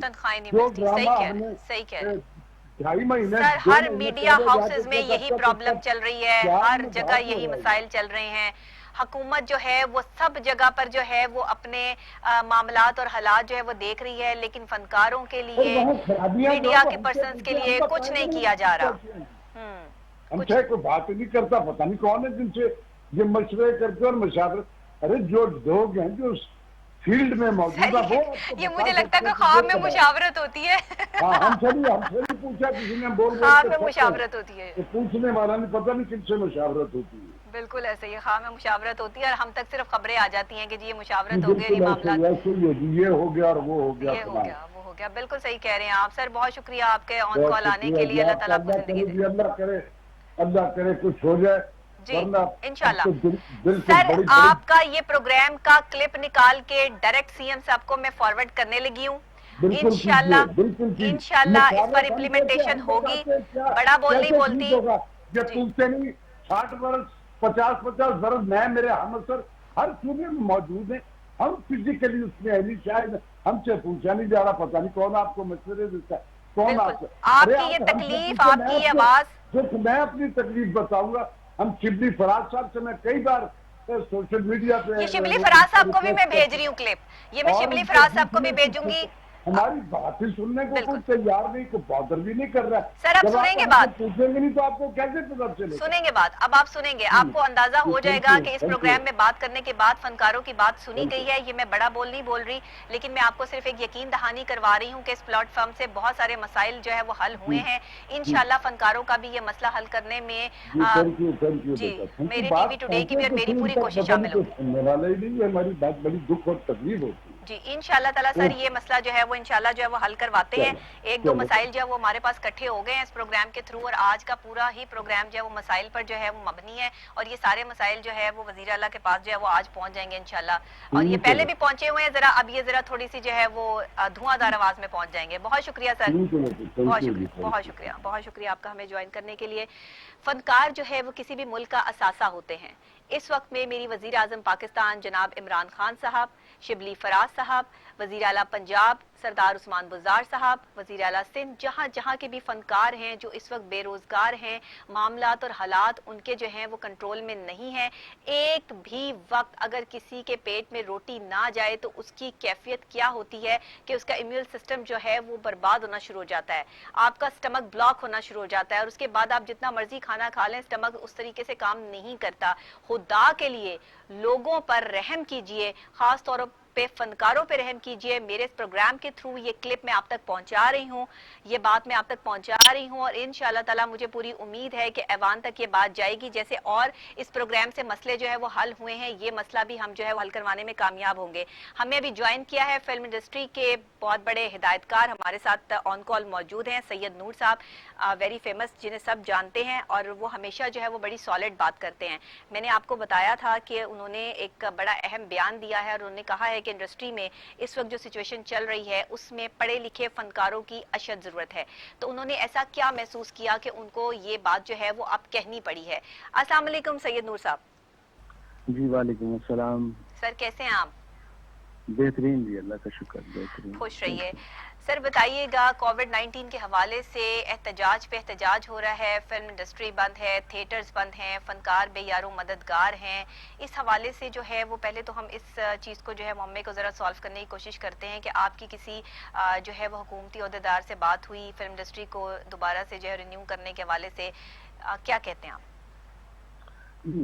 डेफिनेटली जी कोशिशें तो हो रही हैं मुख्तलिफ इदारों की तरफ से, जैसे हमारी जो कल्चर मिनिस्ट्री है उसकी तरफ से भी, और फिर PMCA की तरफ से भी एडवांटेज जो है हमें दे रहे हैं वो लोग। तो कोशिशें हो रही हैं, टाइम लगेगा। और कोविड-19 के हवाले से अगर आप देखें तो हर चीज स्लो हो गई है, प्रोसेस स्लो हो गया है। आगे बढ़ना, हम आगे बढ़ तो रहे हैं लेकिन बहुत स्लो, बहुत आहिस्ता आहिस्ता। तो मेरा ख्याल है कि जैसे ये हालात बेहतर होंगे, फिजा जो है क्लियर होगी, तो हम बहुत तेजी से आगे बढ़ेंगे। और देखें सबके साथ है ये हमारा सफर। सर आपको हुकूमत से कितनी उम्मीदें वाबस्ता है? फनकारों की उम्मीदें तो टूट चुकी हैं। उम्मीदें तो कुछ नहीं है, इसलिए कि हम तो ये उम्मीद करें कि ये हुकूमत किसी तरह स्टेबल हो जाए, किसी तरह ताकतवर हो जाए, अपने पाँव पे खड़ी हो जाए, तो फिर हम अपने मुतालबात इनसे करें, और फिर कोई ये भी सोचें कि भी उम्मीद भी लगाएं कि हो जाएगा। तो फिलहाल तो कोई उम्मीद नहीं है ऐसा कोई उम्मीद बढ़ नहीं आती, कोई सूरत नजर नहीं आती, ये वो वाला हिसाब जो है वो हो गया है। बिल्कुल सही है सर, आप जो है वो ठीक कह रहे हैं। आपका एक बयान सामने आया, मैं न्यूज़पेपर जो है वो डेली रीड करती हूँ, और उसी हवाले से जो है वो मैं चाह रही थी कि आपसे बात करूँ। आपने बिल्कुल सही और वाजिया तौर पर इस चीज़ को जो है वो बता दिया कि इंडस्ट्री में पढ़े लिखे लोगों की कमी मौजूद है, फनकारों की ऐसे बहुत ज़रूरत है जो पढ़ी लिखी फैमिली से हों, पढ़े लिखे हों। तो सर आपने ये ज़रूरत जो है वो कैसे महसूस की, क्या क्या चीज़ जो है वो आपको क्लिक की, आपके माइंड को, जो आपने जो है वो ये चीज़ जो है वो सामने रखी? नहीं मैडम, ये देखिए, ये तो इसकी जरूरत पढ़े लिखे लोगों की जरूरत तो हमेशा से रही है, और अभी भी है, पहले भी थी, जब इंडस्ट्री स्टार्ट हुई तब भी थी। हर शोबे में, हर इंडस्ट्री को जरूरत होती है। ओनली फिल्म इंडस्ट्री में आप ये ना समझे कि जाहिल लोग हैं, बहुत पढ़े लिखे लोग हैं और वो काम कर रहे हैं। मेरा कहने का मतलब ये था, पढ़े लिखे लोगों की जरूरत का मेरा मतलब ये था कि उनको अगर स्कोप नहीं मिल रहा, डॉक्टर है उसको नहीं मिल रही हाउस जॉब नहीं मिल रही, और उसको वो परेशान है, इंजीनियर है वो परेशान है, BMA किया हुआ उसको नौकरी नहीं मिल रही। पर जितने बड़े लिखे लोग हैं इनको आना चाहिए, इस तरफ आना चाहिए, आर्ट की तरफ आना चाहिए। आर्ट में आएंगे तो इनके लिए एक तो शोहरत भी है, पैसा भी है, स्कोप भी मिलेगा। तो सर क्या वजूहात हैं कि जिसकी बिना पे बहुत ज्यादा पढ़े लिखे लोग जो है वो इस तरफ आते हुए थोड़ा सा खौफ महसूस करते हैं? आप तो बेहतर तौर पे इस चीज को जो है वो हाईलाइट कर सकते हैं। एक बड़ा और तल्ख सवाल है, लेकिन शायद आप इसका बड़े एहसन तरीके से जो है वो जवाब दे सकते हैं। ये किताबी काम नहीं है, ये डिग्री का काम नहीं है। मैं बताऊँ आपको कि ये प्योर एक गॉड गिफ्टेड चीज होती है। जिसको आप अपने अंदर महसूस करते हैं और तख्लीक करते हैं। वो कोई भी शोबा हो सकता है तख्लीक का, वो राइटिंग भी हो सकती है, वो डायरेक्शन भी हो सकती है, वो म्यूजिक भी हो सकता है, वो एक्टिंग भी हो सकती है, कुछ भी हो सकता है। ये सारा एक पैकेज है, तख्लीकी काम। इन लोगों को मैं ये कहता हूँ, ये जो पढ़े लिखे मतलब MBA वाला है तो वो एक प्रोडक्शन डिजाइनिंग में आ सकता है, आगे प्रोडक्शन डिजाइन कर सकता है। और इस तरह लोगों को वक्त जाया नहीं करना चाहिए अपना, अपनी डिग्री को, अपनी पढ़े लिखी। सर जिस वक्त में आप काम कर रहे थे, इतनी बड़ी बड़ी मूवीज जो है वो आपने दी, इतना अच्छा आपने काम किया, लोगों ने आपके काम को सराहा। बहुत अरसा हो गया, कोई बहुत जो है वो चूड़ियां के बाद और दूसरी जो है वो मूवीज आपकी आई, उसके बाद जो है वो कोई काम जो है वो क्या बात, आप कुछ फेडअप हो गए क्या, कुछ जो है वो हालात की वजह से क्या मामला हुआ? चूड़ियों तो बहुत, चूड़ियों के बाद बहुत फिल्में आई हैं जो चूड़ियों से ज्यादा कामयाबी हासिल की है। जैसे मेरी फिल्म मजाजन थी, वो 5 साल चली है, वो रिकॉर्ड है आज तक। तो चूड़ी की तरह चूड़ियों के बाद का रिकॉर्ड है। सॉरी मुझे आवाज नहीं आ रही है। मैंने कहा चूड़ियां के बाद तो और बहुत बड़ी बड़ी फिल्म आई हैं, जैसे कि मजाजन मेरी थी, मजाजन 5 साल चली। जी मजाजन very super duper hit film, बिल्कुल ऐसी। जी हाँ, तो वो ऐसा हुआ है। लेकिन अभी थोड़ा सा गैप इसलिए है कि हर इंडस्ट्री में गैप है, हर जगह, हर काम में एक, जैसे मैंने पहले आज की एक गैप है, एक रफ्तार स्लो है, तो हो रहा है। अभी मैं फिल्म बना रहा हूँ तेरे बाजरे दी राखी। अच्छा, तो सही। हाँ जी, वो इंशाल्लाह जैसे हालात अच्छे होंगे, थोड़ी सी रह गई है वो कंप्लीट करने वाली, तो जैसे होंगे तो उसे रिलीज करेंगे। एंटरटेनमेंट तो हिस्सा है ना जी जिंदगी का, ये बहुत जरूरी है। तो आपने बहुत से नए चेहरे इंट्रोड्यूस करवाए हैं फिल्म इंडस्ट्री में, और जी तो ये जो है वो ये बहुत मुश्किल काम होता है किसी को इस तरह से इंट्रोड्यूस करवाना, उसके टैलेंट को परखना, और आपके अंदर जो है वो ये डायरेक्टर आई जो है वो मौजूद है और आप जो है वो लोगों को परखते हैं। शायद इसी वजह से आपका ये बयान भी सामने आया कि तालीमी याफ्ता लोग जो है उनका विजन ज्यादा होता है, वो ज्यादा अच्छा काम करते हैं, काम को समझते हैं और आपके काम को ईजिली और स्मूथ जो है वो करने की सलाहियत रखते हैं। तो मैं समझती हूँ सर कि ये एक बहुत बड़ी इम्प्लीमेंटेशन होगी अगर वाकई पढ़े लिखे लोग जो है वो एज अ फनकार, एज अ आर्टिस्ट जो है वो एक्ट्रेस या एक्टर जो है वो सामने आएंगे, क्योंकि प्रोडक्शन में तो आ ही जाते हैं, प्रोडक्शन तो अभी बच्चे बच्चियां पढ़ ही रहे हैं।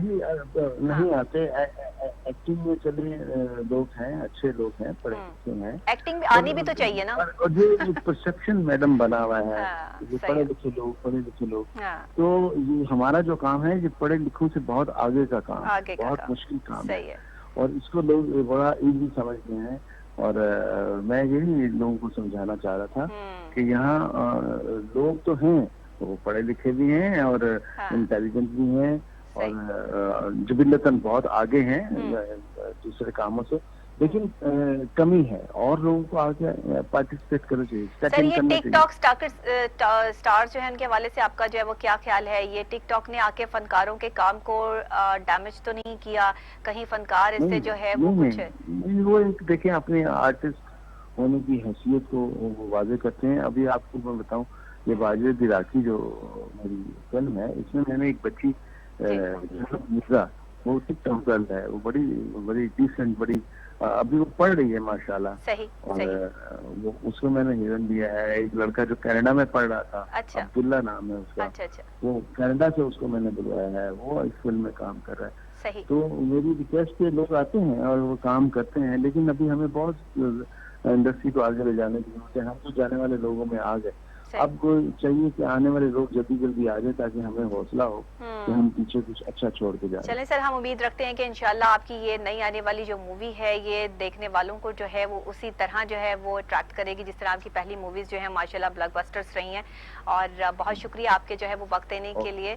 आपकी हमेशा से सोच जो है वो ब्रिलियंट होती है। मुख्तलिफ हिदायतकारों से बात होती है, लेकिन जब आपसे बात होती है तो आप बड़ी सॉलिड और अच्छी बात करते हैं। बहुत शुक्रिया आपके ज्वाइन करने का। Thank you. और जिस तरह से जो है वो फनकार इस वक्त में मुश्किलात का जो है वो शिकार हैं, फिल्म इंडस्ट्री के हवाले से हो, ड्रामा इंडस्ट्री के हवाले से हो, थिएटर के हवाले से हो, तो ये अपील मेरी दोबारा से जो है वो ऐवानों तक जो है वो जानी चाहिए और जाएगी इंशाल्लाह ताला। ये स्पेशल क्लिप जो है वो हम फॉरवर्ड करने लगे हैं आज के मेरे प्रोग्राम में, मैं ये अनाउंस कर रही हूँ। और फिर इंशाल्लाह जैसे ही इस पर जो है वो इम्प्लीमेंटेशन होती है तो उसके बाद हम आपको जो है वो बताएंगे भी और दिखाएंगे भी कि इम्प्लीमेंटेशंस किस तरह होती हैं। ऐसा नहीं होता कि हुकूमतें आती हैं और चली जाती हैं, बात पहुंचाने के तरीक़ेकार होते हैं। हम यहाँ पर बैठे जिसने जो है वो बड़ी जो है वो देखभाल के जो है वो खर्चे करने होते हैं, मुझ जैसे लोग, सारे मुझ जैसे लोग। तो जनाब इनकी बातें करेंगे। सब्जियों फलों के नरखों में इजाफा, हम जैसे लोग तो मारे गए ना। मॉडल बाजारों में भी जनाब कीमतें बढ़ गई हैं। अच्छा हंस रहे हैं मेरे पीछे जो है वो मेरे प्रोड्यूसर्स बैठे हुए हंस रहे हैं, या क्या मैं मतलब मैं आम आदमी नहीं हो सकती। सब्जी फलों के नरखों में जो इजाफा हुआ है जनाब, उस हवाले से जो है वो बड़ी टेंशन क्रिएट हो गई है। एक आम आदमी की पहुंच से दूर हो गई हैं ये चीज़ें। और जाहिर है कि ईद उल अज़हा की आमद है और इस पर जहां लोगों ने जो है वो घर में मुख्तलिफ किस्म के पकवान बनाने हैं, वहां पर जो मसाला जात हैं, जो टमाटर हैं, जो प्याज है, जो हरी मिर्च है, जो अदरक है, जो लहसुन है, जो सारे मुझे पता है क्योंकि मुझे खाना पकाना आता है, ये सारी चीज़ें जो है वो बढ़ गई हैं। और इस कदर जो है वो इनके रेट्स हैं वो आसमानों से बातें कर रहे हैं कि 400 रुपए किलो तक अदरक जा पहुंचा है। और टमाटर भी जो है वो 200-250 रुपए जो है वो इस टाइम जो है वो फरोख्त हो रहे हैं। इसके अलावा तमाम सब्जियों की कीमतें जो है वो आसमान से बातें कर रही हैं। नर्ख क्या जा रहे हैं, शहरी इस पर किस हद तक जो है वो परेशान है, मामलात और हालात जो है वो कितने संगीन है। हमने एक पैकेज तैयार किया है, आइए देखते हैं जी। बढ़ जाती हैं। कैमरामैन मोहम्मद शबाज के साथ अली तारिक।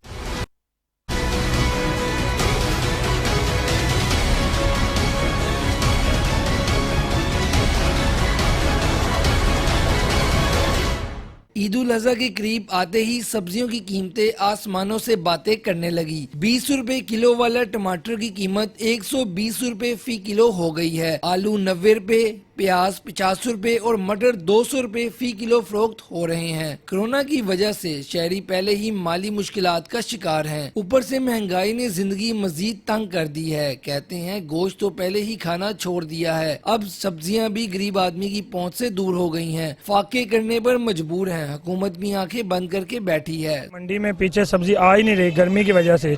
जब सब्जी आएगी तो इधर फिर सस्ती फरोख्त होगी। एक हफ्ता पहले पंजाब का टमाटर था तो 20 रुपए किलो था, अब पंजाब का नहीं है इसलिए महंगा हो गया है। सर रेट बहुत ज्यादा हो गए हैं। जो जो ईद आ रही है करीब उस तरह रेट बढ़ाई जा रहे हैं। बहुत महंगाई हो गई, गरीब की पहुंच तो बहुत ज्यादा हो गई है। गरीब आदमी सब्जी भी नहीं खा सकता। दुनिया भर में मजहबी त्योहारों की आमद से पहले अशिया खुर्दोनोश सस्ती कर दी जाती हैं ताकि गरीब आदमी भी खुशियां मना सके, लेकिन पाकिस्तान में मुनाफाखोर सरगर्म हो जाते हैं और अवाम की खुशियां मंद पड़ जाती हैं। कैमरामैन मोहम्मद शबाज के साथ।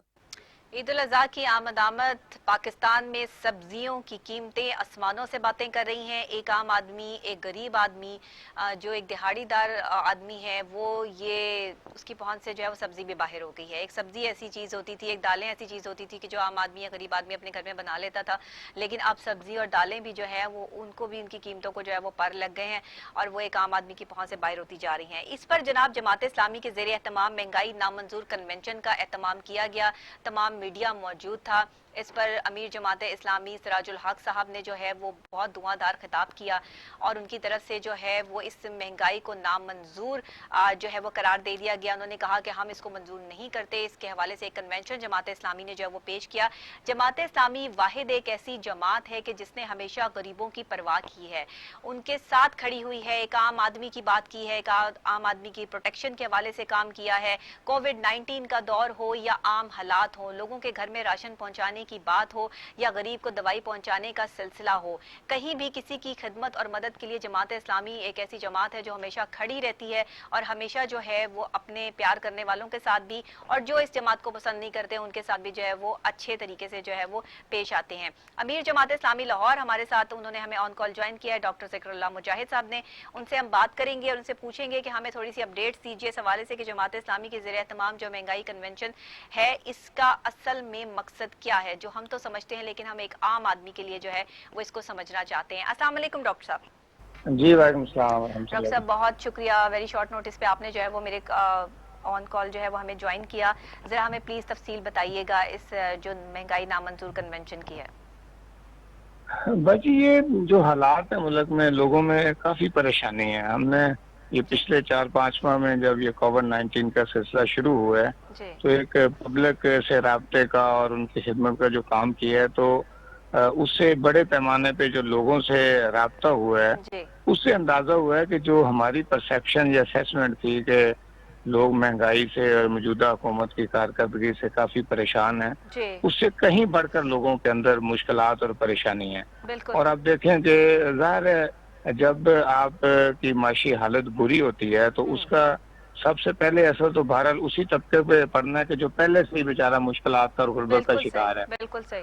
अब हालत ये है कि आप देखें कि किसी चीज को भी आप देख लें कि वो आटा कि जो इन हुक्मरानों के आने के मौके पे कोई 30 से 40 के दरमियान था, अब वो कोई 60 से 65 के दरमियान में, 55 से 65 किलो का आटा तो गायब ही कर दिया ना मार्केट से। 25 किलो का आटा दस्तयाब है। 1300 यानी ये बिल्कुल जैसे आटा देखे ना, अब हर घर की जरूरत है। गरीब के बच्चे ने भी रोटी खानी है और आपने और मैंने भी खानी, सबने खानी है। अच्छा, इसी तरह से आप चीनी को देख लें, आप दालों को देख लें, आप सब्जियों को देख लें, आप गोश्त को देख लें।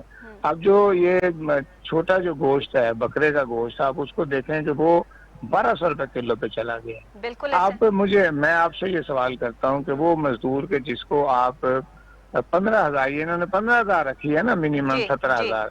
अब मुझे ये बताएं कि 17,000 रुपए में एक घर क्या अपने चल सकते हैं? 17,000 रुपए में, जबकि दूध जो है वो 100 रुपए किलो है। और अगर एक घर जिसमें 2 बच्चे हैं और वो 2 किलो भी लेता है अपने घर के लिए, तो 200 रुपए का यानी 6,000 का सिर्फ दूध है अगर 2 किलो दूध को बंदा घर में ले। बिल्कुल सही। तो इन हालात के अंदर तो लोग बहुत ही परेशान है। यानी लोग, अभी पिछले दिनों में पढ़ रहा था कि मियाँ बीवी ने 3 बेटियों के साथ छलांग लगाकर खुदकुशी कर दी और उसकी जो ना जी पुलिस और गोताखोर उनकी लाशें तलाश कर रहे हैं। और उसके पीछे क्या है जी कि वो अपने बच्चों से परेशान था, बच्चियां थी, उनकी तालीम। तो मैं समझता हूँ कि इन हालात को सच्ची बात यह है कि परेशानी भी है और जो पॉलिटिकल पार्टीज है उनको अपना किरदार अदा करना चाहिए। कम अज कम ये अपने लल्ले तल्ले छोड़े ना जी, अपने लल्ले तल्ले छोड़ने के लिए। सर, ये जो एपीसी के इजलास की बात हो रही है, आपकी पार्टी भी इसको ज्वाइन करेगी? आप भी उन अपोजिशन पार्टीज में से जो है वो शामिल हैं, उन पार्टीज इनको जो है वो इनके सपोर्टर हैं? आप इस चीज की जो है वो तायीद करते हैं कि ये काम सही हो रहा है हुकूमत के हवाले से? जो पीपल्स पार्टी भी कह रही है और नून लीग भी कह रही है कि हमने जो है वो हुकूमत के इन तमाम मामलात को नामंजूर करते हैं। आप भी जो है वो इस चीज को नामंजूर करते हैं? ये महंगाई का जो आपने एक नामंजूर कन्वेंशन है वो इसीलिए जो है वो सामने लाए, तो इस हवाले से आपकी क्या राय है? देखिए, दूसरी अपोजिशन पार्टी जमात इस्लामी में तो बहरहाल मैं चाहूंगा कि आप इस फर्क को सुने भी और कौम के सामने इसको रखें भी। जमात इस्लामी दूसरी अपोजिशन पार्टियों में फर्क ये है कि मुल्क के ये जो बदतरीन हालात हैं और मुल्क जो है वो अब कोई 92 अरब डॉलर का बैरूनी कर्जों का मकरूज है, जिसमें पिछली हुकूमतों ने भी किया और मौजूदा हुकूमत का भी इसमें रोल है। तो इन बुरे हालात में इस कौम को पहुंचाने में, अदारों की तबाही में और इस मुल्क का सत्यानाश करने में मैं नहीं समझता कि ये सिर्फ पीटीआई गवर्नमेंट का हाथ है। ये तो पीपल्स पार्टी इसकी पूरी की पूरी जिम्मेदार है। मुस्लिम लीग नून इसकी पूरी की पूरी जिम्मेदार है। अब हुआ ये कि बदतरीन हालात के अंदर इमरान खान साहब ने अपने बयानिए से कौम में एक उम्मीद पैदा की और लोगों को इन्होंने ये सबज बाग दिखाया कि आप मुझे लाएं तो मैं एक तो ये कि सादगी की पॉलिसी अपनाऊंगा। मैं ये बड़े बड़े जो घर हैं, गवर्नर हाउस है, ये वजीर आजम हाउस है, इसको यूनिवर्सिटी में तब्दील करूंगा। मैं छोटी कैबिनेट रखूंगा। मैं जो बैरूनी कर्जे हैं उनको छोड़कर इस मुल्क के अंदर से रेवेन्यू इन्होंने कौम को एक उम्मीद दिलाई और मेरा ख्याल है कि लोगों का ख्याल था कि खान साहब अपने वादों को पूरा करेंगे और मुल्क में जो गुर्बत है, जो पिछली हुकूमतों ने तबाही की है, ये मुल्क को ठीक ट्रैक पे लेके आएंगे। लेकिन डॉक्टर साहब अब बदकिस्मती ये है कि खान साहब ने भी उन्हीं सारे चोरों को अपने इर्द गिर्द इकट्ठा कर लिया, उन्हीं शुगर माफिया को, आटा माफिया को, कि जो आप देखें ना, इस मुल्क में चीनी इस मुल्क की पैदावार है, आटा इस मुल्क के अंदर पैदा होता है, गंदम हमारी वाफर है। तो मैं आपसे मैं कम अज कम आपसे ये सवाल करता हूँ कि आप अपने प्रोग्राम में इन हुक्मरानों से पूछे ना कि जो चीज घर में पैदा होती है, चले बाहर आने वाली चीजों की तो हम कहें जी कि डॉलर बढ़ गया है, पाकिस्तान का ये उनकी तो कीमतें बढ़ी, इनकी कीमतें बढ़ाने की क्या लॉजिक है? बिल्कुल इन कीमतों को ये कंट्रोल सर, ये सवाल तो हम रोजाना करते हैं और इस सवाल का इनके पास सिर्फ एक ही जवाब है कि सब अच्छा है, सब अच्छा हो रहा है, इसलिए हो रहा है वो सारी दुनिया देख रही है। जी हाँ, इसलिए मैं ये समझता हूँ कि जो पूरा पिछली पार्टी है जिसमें मुस्लिम लीग नून हो या पीपल्स पार्टी, ये इक़्तिदार में रहे हैं, इन्होंने इक़्तिदार से लोगों का खून चूसा है, इन्होंने मुल्क के इदारों को तबाह किया है और मुल्क को इन हालात में पहुंचाने में पीटीआई की गवर्नमेंट नहीं है, ये लोग जिम्मेदार हैं। पीटीआई की गवर्नमेंट ने तो ये किया है कि जो दीवार गिर रही थी उन्होंने उसको संभालने की बजाय उसमें मजीद धक्का लगाना शुरू कर दिया ताकि ये जल्दी गिर जाए, ये जल्दी गिर जाए। ये दीवार को गिराने में शामिल है, लेकिन दीवार को बोसीदा और खस्ता करने में तो पिछले हुक्मरान है। अच्छा सर, एक सवाल आपसे बड़ा डिफरेंट किस्म का करना चाहूंगी, ये क्या वजूहात हैं कि जब इंसान इक़्तिदार में नहीं होता तो उसकी सोच कुछ और होती है और इक़्तिदार की कुर्सी मिलने के बाद जो है वो मामलात और हालात ऐसे पलटा खाते हैं कि जैसे वो सारी बातें हवा में उड़ जाती हैं कि एक आम आदमी कौन है, गरीब आदमी कौन है, अवाम कौन है, आप कौन है, सब भूल जाते हैं और सिर्फ जो है वो अपने ही वही ऐवान, वो रोशनियां और उनकी चकाचौंध में कहीं जो है वो दिमाग गुम हो जाता है और इंसान की सोचने समझने की सलाहियत खराब हो जाती है, कुछ ऐसा हो जाता है। डॉक्टर साहब देखें ना, ये लोग झूठ बोलते हैं और कौम को सबज बात दिखाते हैं, ये पहले से प्लान होते हैं। ये जितने लूट मार करने वाला तोला है ना जी, ये प्लान होता है कि हमने इलेक्शन जीतना है और फिर उस इलेक्शन को जीतने के बाद इक़्तिदार का और इख्तियार का फायदा उठा के अपनी तिजोरियों को और अपने जो ना जी बैंक बैलेंस को बढ़ाना है। मैं आपसे सिर्फ एक सवाल करता हूँ, मुझे ये बताएं कि जो एमएनए ये मैं ये चैलेंज कर रहा हूँ, इस